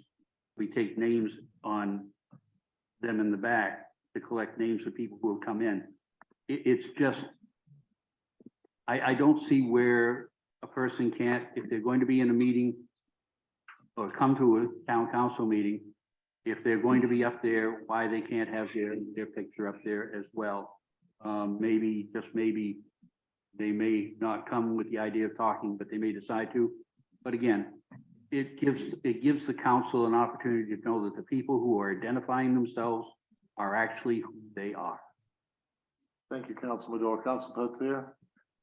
yes, I tend to support Councilor Danforth's position on this. Maybe we should re-amend, this to be, the way it reads now, it's just their name to be admitted. And what we should be saying is, in order to comment, they have to provide a video of themselves. Because, for transparency, and for those people that are taking their bath while they're watching this Zoom and don't want to have their video on, it's no reason why we shouldn't allow them the opportunity to listen in, rather than having to wait to the next day or so to watch it on YouTube. Thank you. Thank you, Council Pelletier. Council Golley? Thank you, Mr. Chairman. At first, I was tending to agree quite a bit with what Councilor Danforth and Pelletier are saying. But just thinking about it, and even watching the beginning of the meeting, our manager changed his name from Mr. Manager to Council Chambers. Anyone can put up any name up there. I don't think that's really so much of an issue for most people, but just because it says that name, there we go. There's Mickey Mouse leading the town meeting. I think the point of doing public hearings and being transparent as a board, you know, it needs to be transparent for the entire process, which includes those who participate. So I feel if we're going to do that, we need to also make sure that we have enough options for people to join in other ways while it's live. So if we did a live Facebook or a live streaming of some sort where people can watch it as it's happening and not eliminate a whole segment of the population, 3 people population, from attending a council meeting in this fashion, we should still make it available and open in others and make sure that people are able to watch live. So I do support the change to require a picture in order to attend on Zoom. Thank you. Thank you, Councilor Gottlieb. I have a question for the manager. When this policy was drafted, in the spirit of the intent of the policy, did you guys consider this? I was not here for that.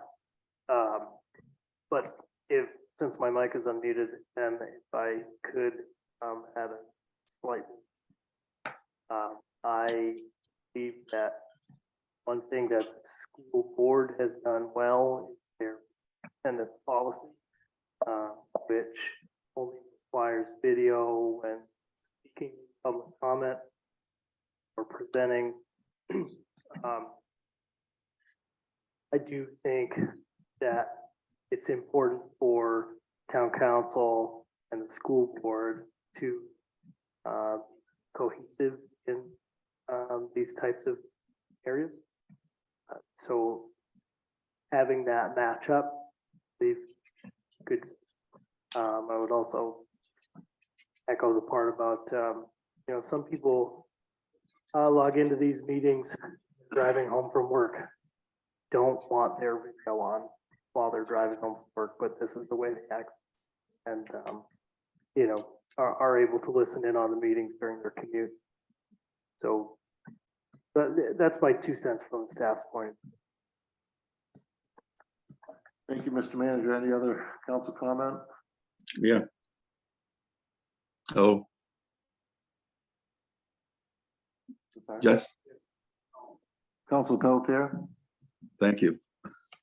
What Councilor Goldie mentioned is a good workaround. If we can be assured that Facebook can live stream this while that would take care of anybody who just wanted to watch and not participate. And if they did, they could log in on a Zoom and do so according to how we've changed the policy here. Thank you.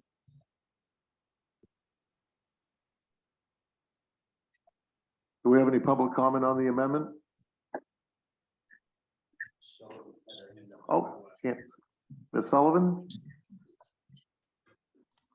Hi, Sandy Sullivan, 104 Sunset Drive.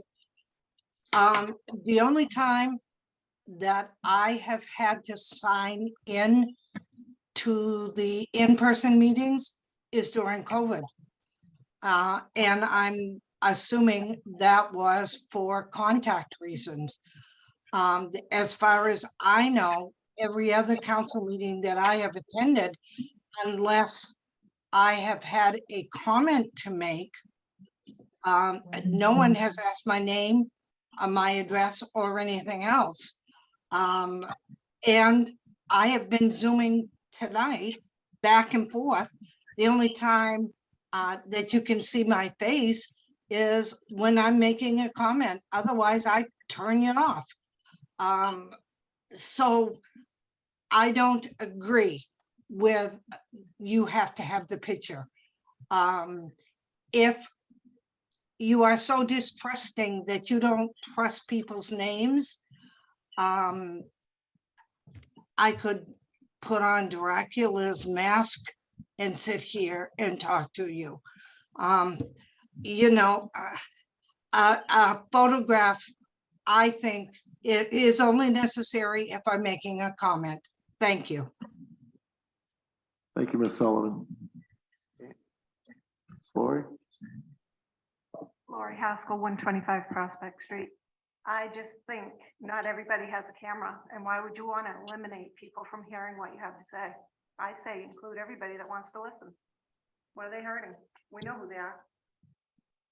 Thank you, Ms. Haskell. Mr. Prey?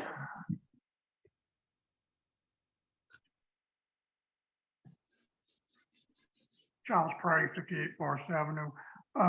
My concern would be somebody that wants to listen and that might be driving and using an iPhone. You can't hold one in your hand and utilize it. Technically, not everybody has something where they can set it up on their dash.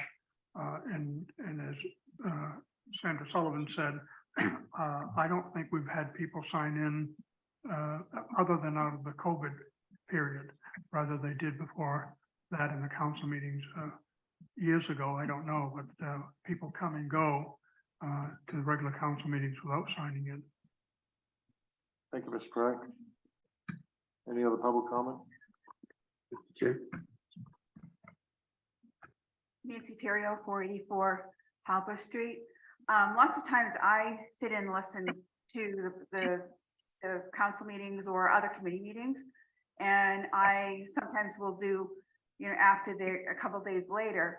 But when I do the live ones, I have 2 German short hair pointers that are very vocal. And so I do not have my mic on. And if I had my camera on most of the time, my dogs would be bouncing around. So I still want to be able to listen, and I want to be able to participate if I so choose. So that's just my thought. Thank you. Thank you, Mr. Terrio. Ms. Lakeman? I just would like to remind the council of last year's process. You, for sake of the policy, approved with the amendment to revisit in 2 weeks to bring it back if there's any adjustments or amendments that would like to be made by the council if they choose fit to see. So you may just approve it tonight as it is with the amendment to the front to revisit in 2 weeks for the new council is to also view the policy in detail. Thank you. Back to the council. Council Danforth. Mr. Oh. Chair. Council Higgins. And this actually goes to the manager. Do they have to knock to get in? So you've got to let them in, or they just sign in automatically? Yeah, whoever's operating the, normally it's Council Dragon, would have to accept everyone individually. At that point, for their names. And So that would be a way to identify them. I mean, maybe we can have them add their street address. That way you can verify which address, and then if they do want to make a comment, put the video on, just to compromise all parties. yeah, that can be addressed. You know, if you can't obviously speak with them until they are logged into the meeting. They are allowed access to the Zoom meeting without their name present right away and request that they change. Thank you, Ms. Manager. Under that same thought pattern, if they're accepted in and they change their name to something ridiculous, like a Mickey Mouse, is that monitored so they can be booted?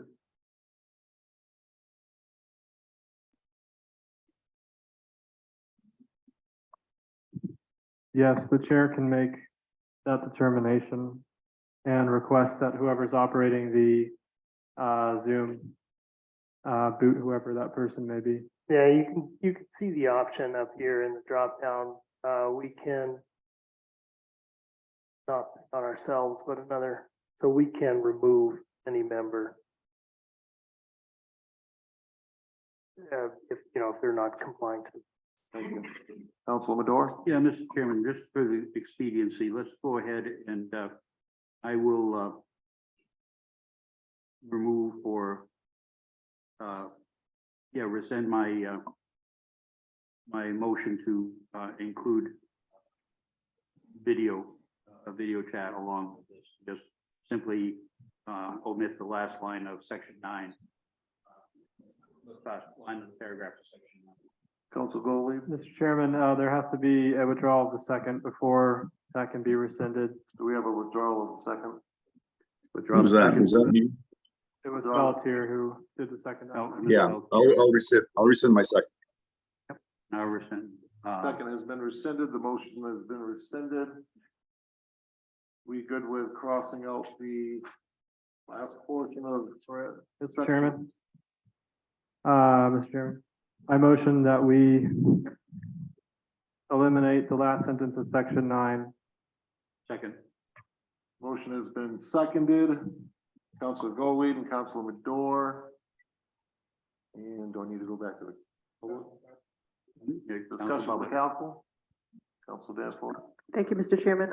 I will agree to what has been suggested, but I think, we should look at the school policy and like Mr. Manager had said, and come back and try to just mirror what the school has, around participating in meetings, going forward. Thank you. Any other council comment? To the public? Back to the council. All those in favor of the amendment with the intent of the manager going after the school one and try to mimic that? Is that good with everybody? Yeah, I mean, that's what it, Okay. We'll take a vote. Council Pelletier, Aye. Council Higgins, aye. Council Danforth, Aye. Council Golley, Yes. Council Dume, yes, Council Madore. Aye. It's a unanimous vote. So now we have to vote on No, we have the to finish order the as order. amended. And the order as amended. We have discussion of the council. Down to the public. Back to the council. Can we take a vote? Councilor Pelletier, Aye. Councilor Higgins, Aye. Councilor Danforth. Aye. Councilor Golley. Yes. Councilor Madore. Aye. Councilor Dume, yes. Motion passed unanimous. First one. Wow. All right. Order number 281-2022. Council Madore, would you please read the order? Thank you, Mr. Chairman. Order 281-2022, providing for appointment to Millinocket Town Committee Events Committee.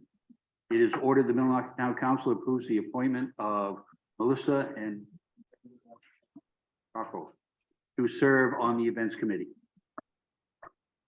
Motion has been made by Councilor Madore, seconded by Councilor Danforth.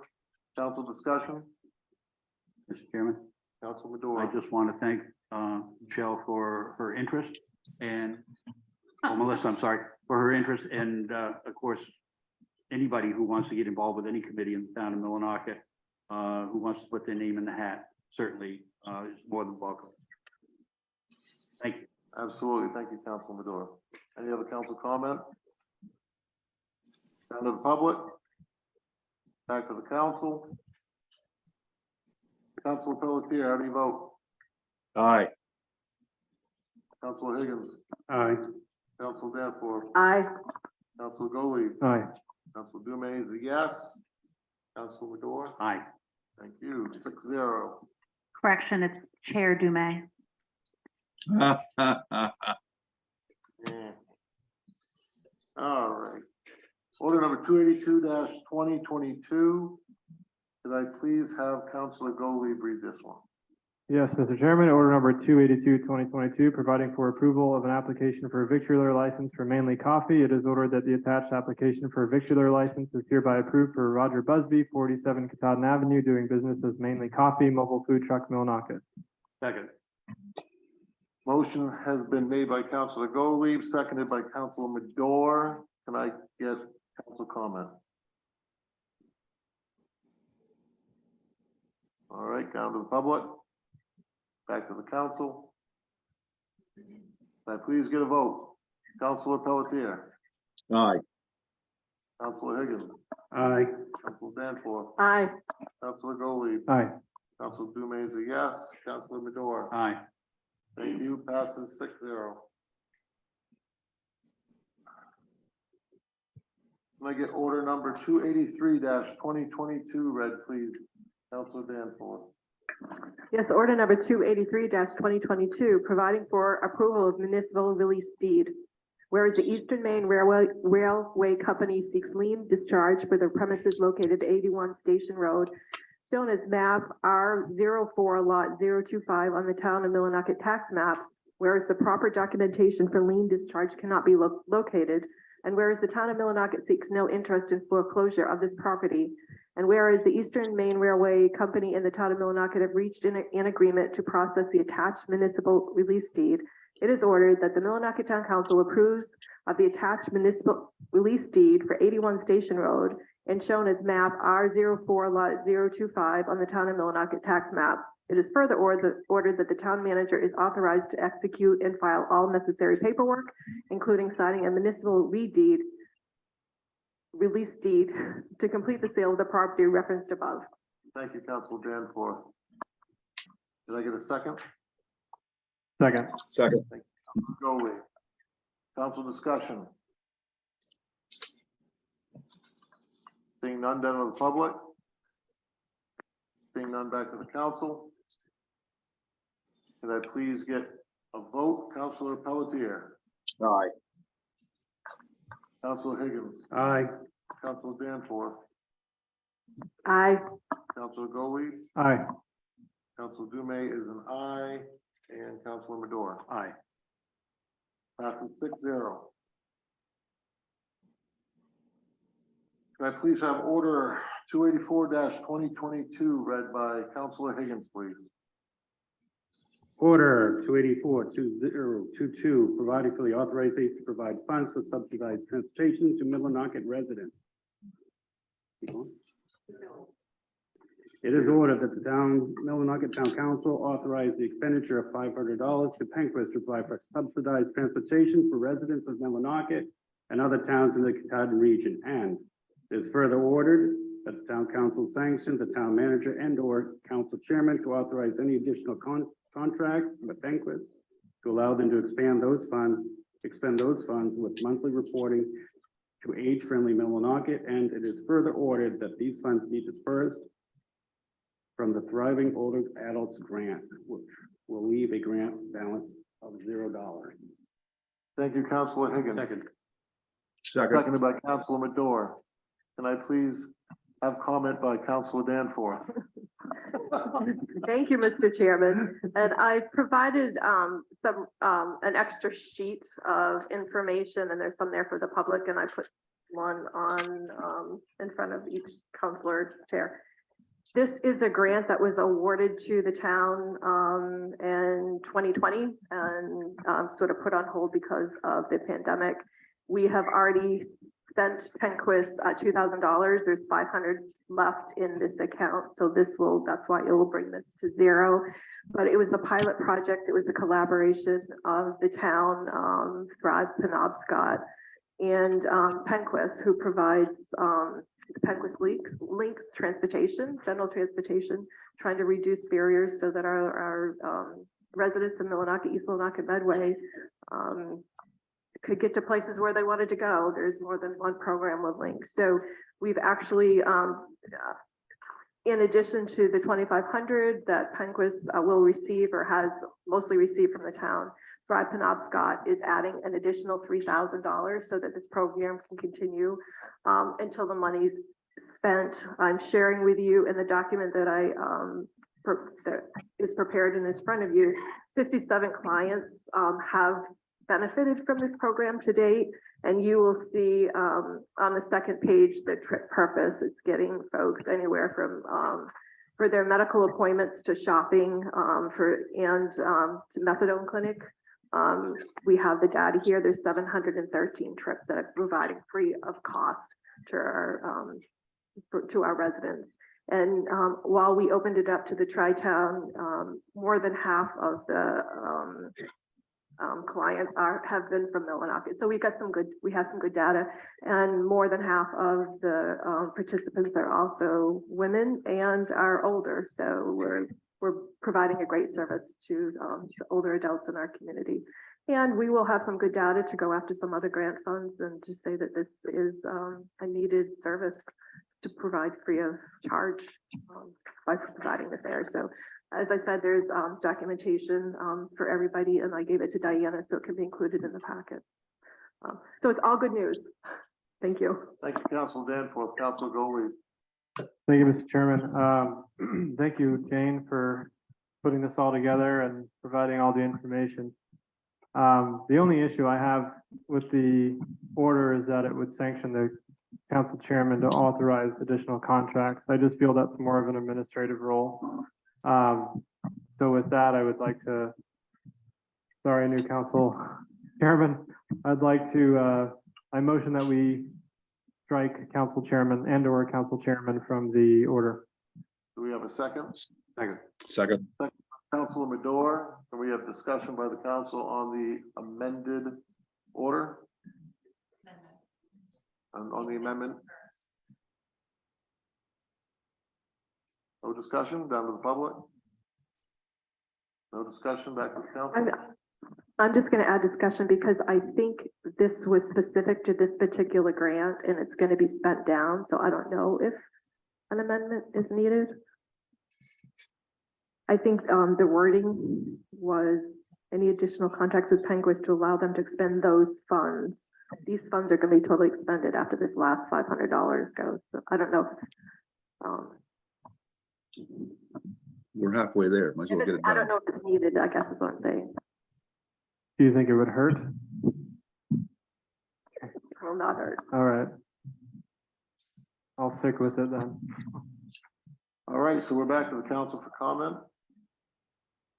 Seeing none, we have a vote on the amendment of striking council chairman to authorize any additional and or. And Councilor Pelletier, how do you vote? Aye. Councilor Higgins? Aye. Councilor Danforth? Aye. Councilor Golley? Aye. Councilor Madore? Aye. Councilor Dume does not care. And back to the order without the wording of and or. Right, to go through.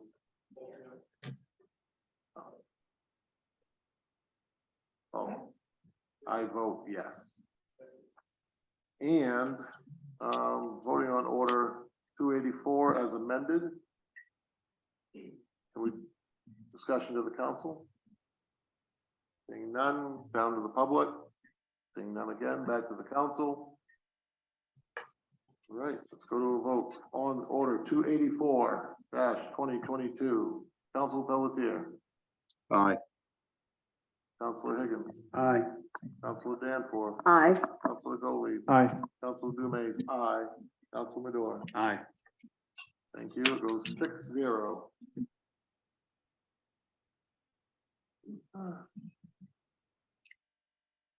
Order number 285-2022. Councilor Pelletier, will you please read?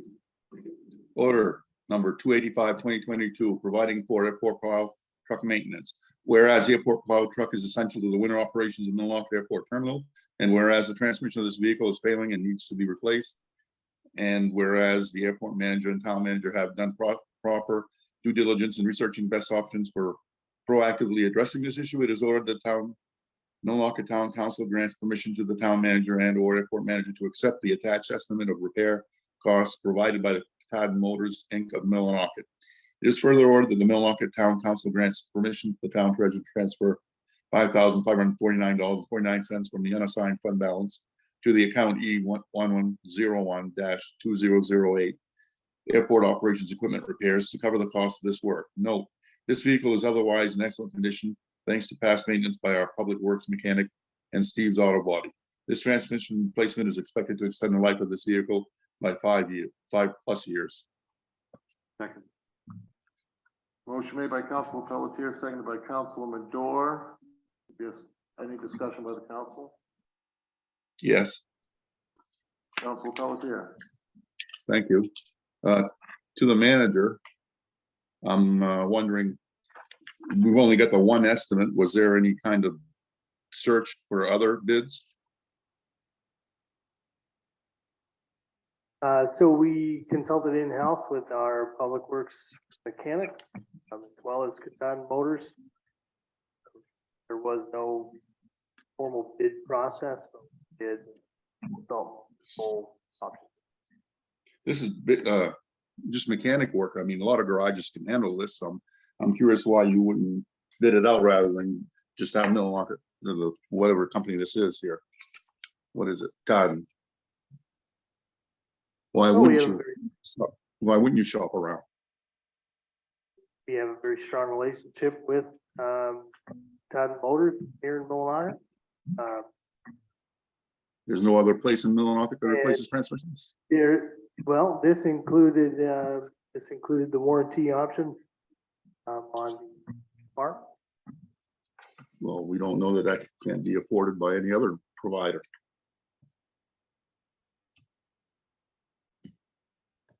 Do you have a suggestion for another garage here locally? No, but doing requests for proposals should be a standard procedure. This wasn't a request for a proposal. This was. I know that, I can see that. There's only one, go to the local garage and get her done. I mean, even if I was gonna have my vehicle worked on, would ask more than one place.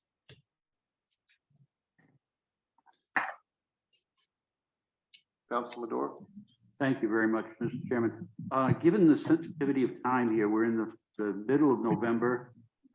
This is an essential piece of equipment that is needed for the airport operation. The fact that we're so, if we were in June or whatever and wondering about this, then I would say certainly let's go out to the bid process and see how many offers or different areas we can contact. We're in a time constraint, I believe, because of the weather, and I have no problem going with this. I think it's a fair estimate for the repairs. And like I say, given the time constraints, I have no problem with supporting this. Thank you, Mr. Chairman. Thank you, Council Madore. Any other council comment? Council Goldlead? While I generally do agree with the principle, as Councilor Pelletier mentioned, I'm all about making sure that we try and find the lowest price for the town and give everyone a fair chance to provide services. The point that Councilor Madore made was quite true about the time sensitivity of this. Because they're familiar with the trucks and the fact that this needs to be done quickly, they're here in town, to me makes a lot of sense. I don't think this is a general practice by the manager or the council at all. I just want to make that clear. Thank you. Council Goldlead. Any other council comment? Seeing none, down to the public. Back to the council. Could I please have a vote on order number 285-2022? Council Pelletier? Aye. Thank you. Council Higgins? Aye. Thank you. Council Danforth? Aye. Thank you. Council Goldlead? Aye. Thank you. Council Madore? Aye. Thank you. Council Dume? Passes 6-0. Order number 286-2022. Could I please have Councilor Madore read that, please? Thank you, Mr. Chairman. Order 286-2022. An order provided for general obligation bond for the purchase of land. To be ordered that under and pursuant to the provisions of Title 30A, Sections 5772 of the Maine Revised Statutes as amended, and the Charter of Millinocket, Maine, a capital acquisition project consisting of the purchase of land referenced as map R05 lot 011 on the Millinocket tax map and including transaction costs and other expenditures reasonably related to the project are hereby approved, and be it further ordered that the sum not to exceed $260,000 is hereby appropriated to provide for the costs of said project, and be it further ordered that to fund this appropriation, the treasurer and the chair of the town council are hereby authorized to issue a one-time or from time to time general obligation securities of the town in an aggregated principal amount of $216,000. Be it further ordered that the discretion to fix the dates, maturities, denominations, interest rate, place of payment, forms, and other details of said securities, including execution and delivery of said securities against payment thereof, therefore, and to provide for the sale thereof, is hereby delegated to the treasurer and the chair. Be it further ordered that the town council hereby confirms its determination that the terms of the bond not to exceed 120% of the economic life of the project. Be it further ordered that the tax levy is hereby imposed upon all taxable properties within the town of Millinocket in the amount necessary to meet the payment of the annual serial installments of the principal and interest of said general obligation securities, and such necessary amounts shall be included in the tax levy for each year until the debt created by the insurance of sale of said general obligation securities is extinguished. Be it further ordered that said general obligation bond is hereby designated a bank qualified tax exempt obligation of the town for the 2022 calendar year pursuant to section 265 subsection B subsection 3 of the Internal Revenue Code of 1986 as amended. Second. Motion made by Council Madore, seconded by Council Golley. Can we have council discussion, please? Council Golley? Thank you for reading that.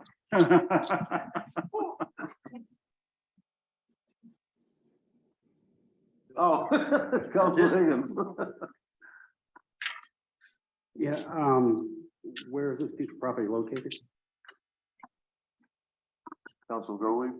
This is the property that is the Elks Land on Central Street as we're entering into town, basically right across the street from the Chamber of Commerce. And that's the one you were talking about for the fire department? Yeah, it's like roughly 112 acres. Yes. Thank you. Thank you, Council Higgins. Any other council comment? Seeing none, down to the public. Former Council Prey. Thank you, Mr. Chairman.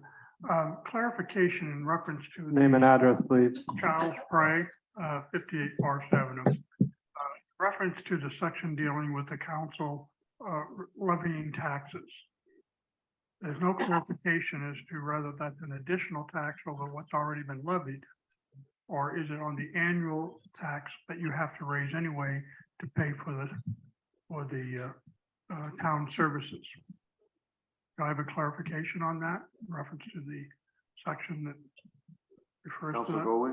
Unfortunately, the treasurer isn't here tonight, but I would assume it is for levying already existing or for future tax raises. And the language is in there to secure the loan with the bank to basically provide them security themselves that the tax base will pay for that bond. Because obviously we can't, any new tax raise in future years is going to have to include that. Correct. So it will be new raised taxes every time we make payments. There'll be no increase until next year. Thank you. Thank you, Mr. Prey. Any other council comment? Public comment? Seeing none, back to the council. And could I please get a vote? Council Prey? He can't. Council He can't Pelletier. vote. Boys, I'm looking at you. Yeah, aye. Aye. Thank you. Council Higgins? Aye. Thank you. Council. Aye. Council Golley? Aye. Council Madore? Aye. Council Dume is an aye. Remember, you got to give yourself a raise. I know. Order number 287-2022. Council Golley, can you please read? Happily, order number 287, 2022, providing for a municipal release deed to Joseph and Cheryl Maskell. It is ordered that the Millinocket Town Council authorizes the town manager to execute and file all necessary paperwork, including signing a municipal release deed to Joseph and Cheryl Maskell to complete the sale of a property located at 73 Main Avenue, map and lot U03245 for $7,612.45, which covers all outstanding sewer and tax fees and other costs. Second. Motion made by Council Gottlieb, seconded by Council Madore. Any council comment? Seeing none, down to the public. Seeing none, back to the council. Can I please have a vote? Council Madore. Aye. Thank you. Council Gottlieb. Aye. Council Danforth. Aye. Council Higgins. Aye. Council Pelletier. Aye. Council Dume is an aye. Motion. Chairman. Achoo. All right. Order number 288 2022. Can I please have Council Danforth read? Yes, order number 288 2022, providing for advertising in support of performing arts. Whereas Unified Performing Arts have approached the town manager to advertise in the program for their fall musical performances of Beauty and the Beast. And whereas the town of Millinocket proudly supports the arts in our community, it is ordered that the Millinocket Town Council authorizes the town manager to purchase a $100 advertisement in this program, funding to be expended from account E0112-20-2001 administration/advertising. Note the updated advertising is attached. Second. Motion made by Council Danforth, seconded by Council Madore. Can I have council discussion? Mr. Chairman, Council Madore. I just want to remind everybody that this production is going on, I believe this weekend. And it's a great group. It's a great bunch of students. And I think that, as usual, the community will be thoroughly entertained. Tickets are going fast. I think it's great the council supports the Performing Arts Department and other departments within the school. So I will support this wholeheartedly. Thank you, Mr. Chairman. Thank you, Council Madore. Any other council comment? I would like to say that this is a good $100 well spent myself. And I wanted to comment on the last one too, but I forgot. Thank you. Could I please have discussion from the public? And back to the council. Seeing none, could I please have a vote on order number 288 2022, Council Madore? Aye. Council Chairman Dume is an aye. Council Gottlieb. Aye. Council Danforth. Aye. Council Higgins. Aye. Council Pelletier. Aye. Thank you. Order passes 6-0. And order number 289 could I please have Councilor Higgins read that order? Order 289, 2022, providing for airport chimney replacement, whereas in its current condition, the airport chimney is a safety concern, and whereas the airport manager was able to arrange inspection, obtain the attached quote for necessary work to be done, it is ordered the Millinocket Town Council authorizes the town manager to accept attached work quote from RDH contractors pertaining to the job, and for the town manager and or treasurer to release payment of $3,000 from the unassigned fund balance to cover the expenses. Second. Motion made by Councilor Higgins, seconded by Councilor Madore. Can I have discussion by the council, please? Seeing none, down to the public. Seeing none, back to the council.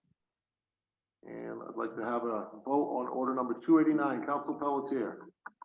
Aye. Thank you. Council Higgins. Aye. Thank you. Council Danforth. Aye. Thank you. Council Gottlieb. Aye. Thank you. Chair Dume is an aye, and Council Madore. Aye. Thank you. Passes 6-0. All right. Reports and communications. Warrant Committee for November 28th, 2022. Council meeting will be Councilor Pelletier and Councilor Gottlieb. Are you both good with that? Yep. Got an affirmative on both. Can I have any chair committee reports? Any chair committee? Any chair Yeah. committee? Council Thank you. Danforth. Thank you, Mr. Chairman. Just a quick mention that of an Lee committee meeting tomorrow at 4 o'clock at the library and by Zoom. The link to that is on the town website. Thank you. Very much. Any other chair committees? All right. I'm just curious, Jane, you know if the library's prepared their elevator? I don't know, Louis. I'll find out and let you know in the morning or Sure. afternoon. I'll try to let you know. Thank you, Council Pelletier and Council Danforth. 2-minute public comment. Any comments from the public? If not, can I have a motion to So adjourn? moved. Second. Motion to adjourn by Council Madore, seconded by Council Gottlieb. Thank you, everybody. Oh, we're gonna vote. All in favor? All in favor? Council Pelletier, Aye. Council Higgins, Aye. Council Danforth, Aye. Council Gottlieb, Aye. Council Madore, Aye. Chairman Denay. Aye. Now that you go. Yep. Meeting's adjourned.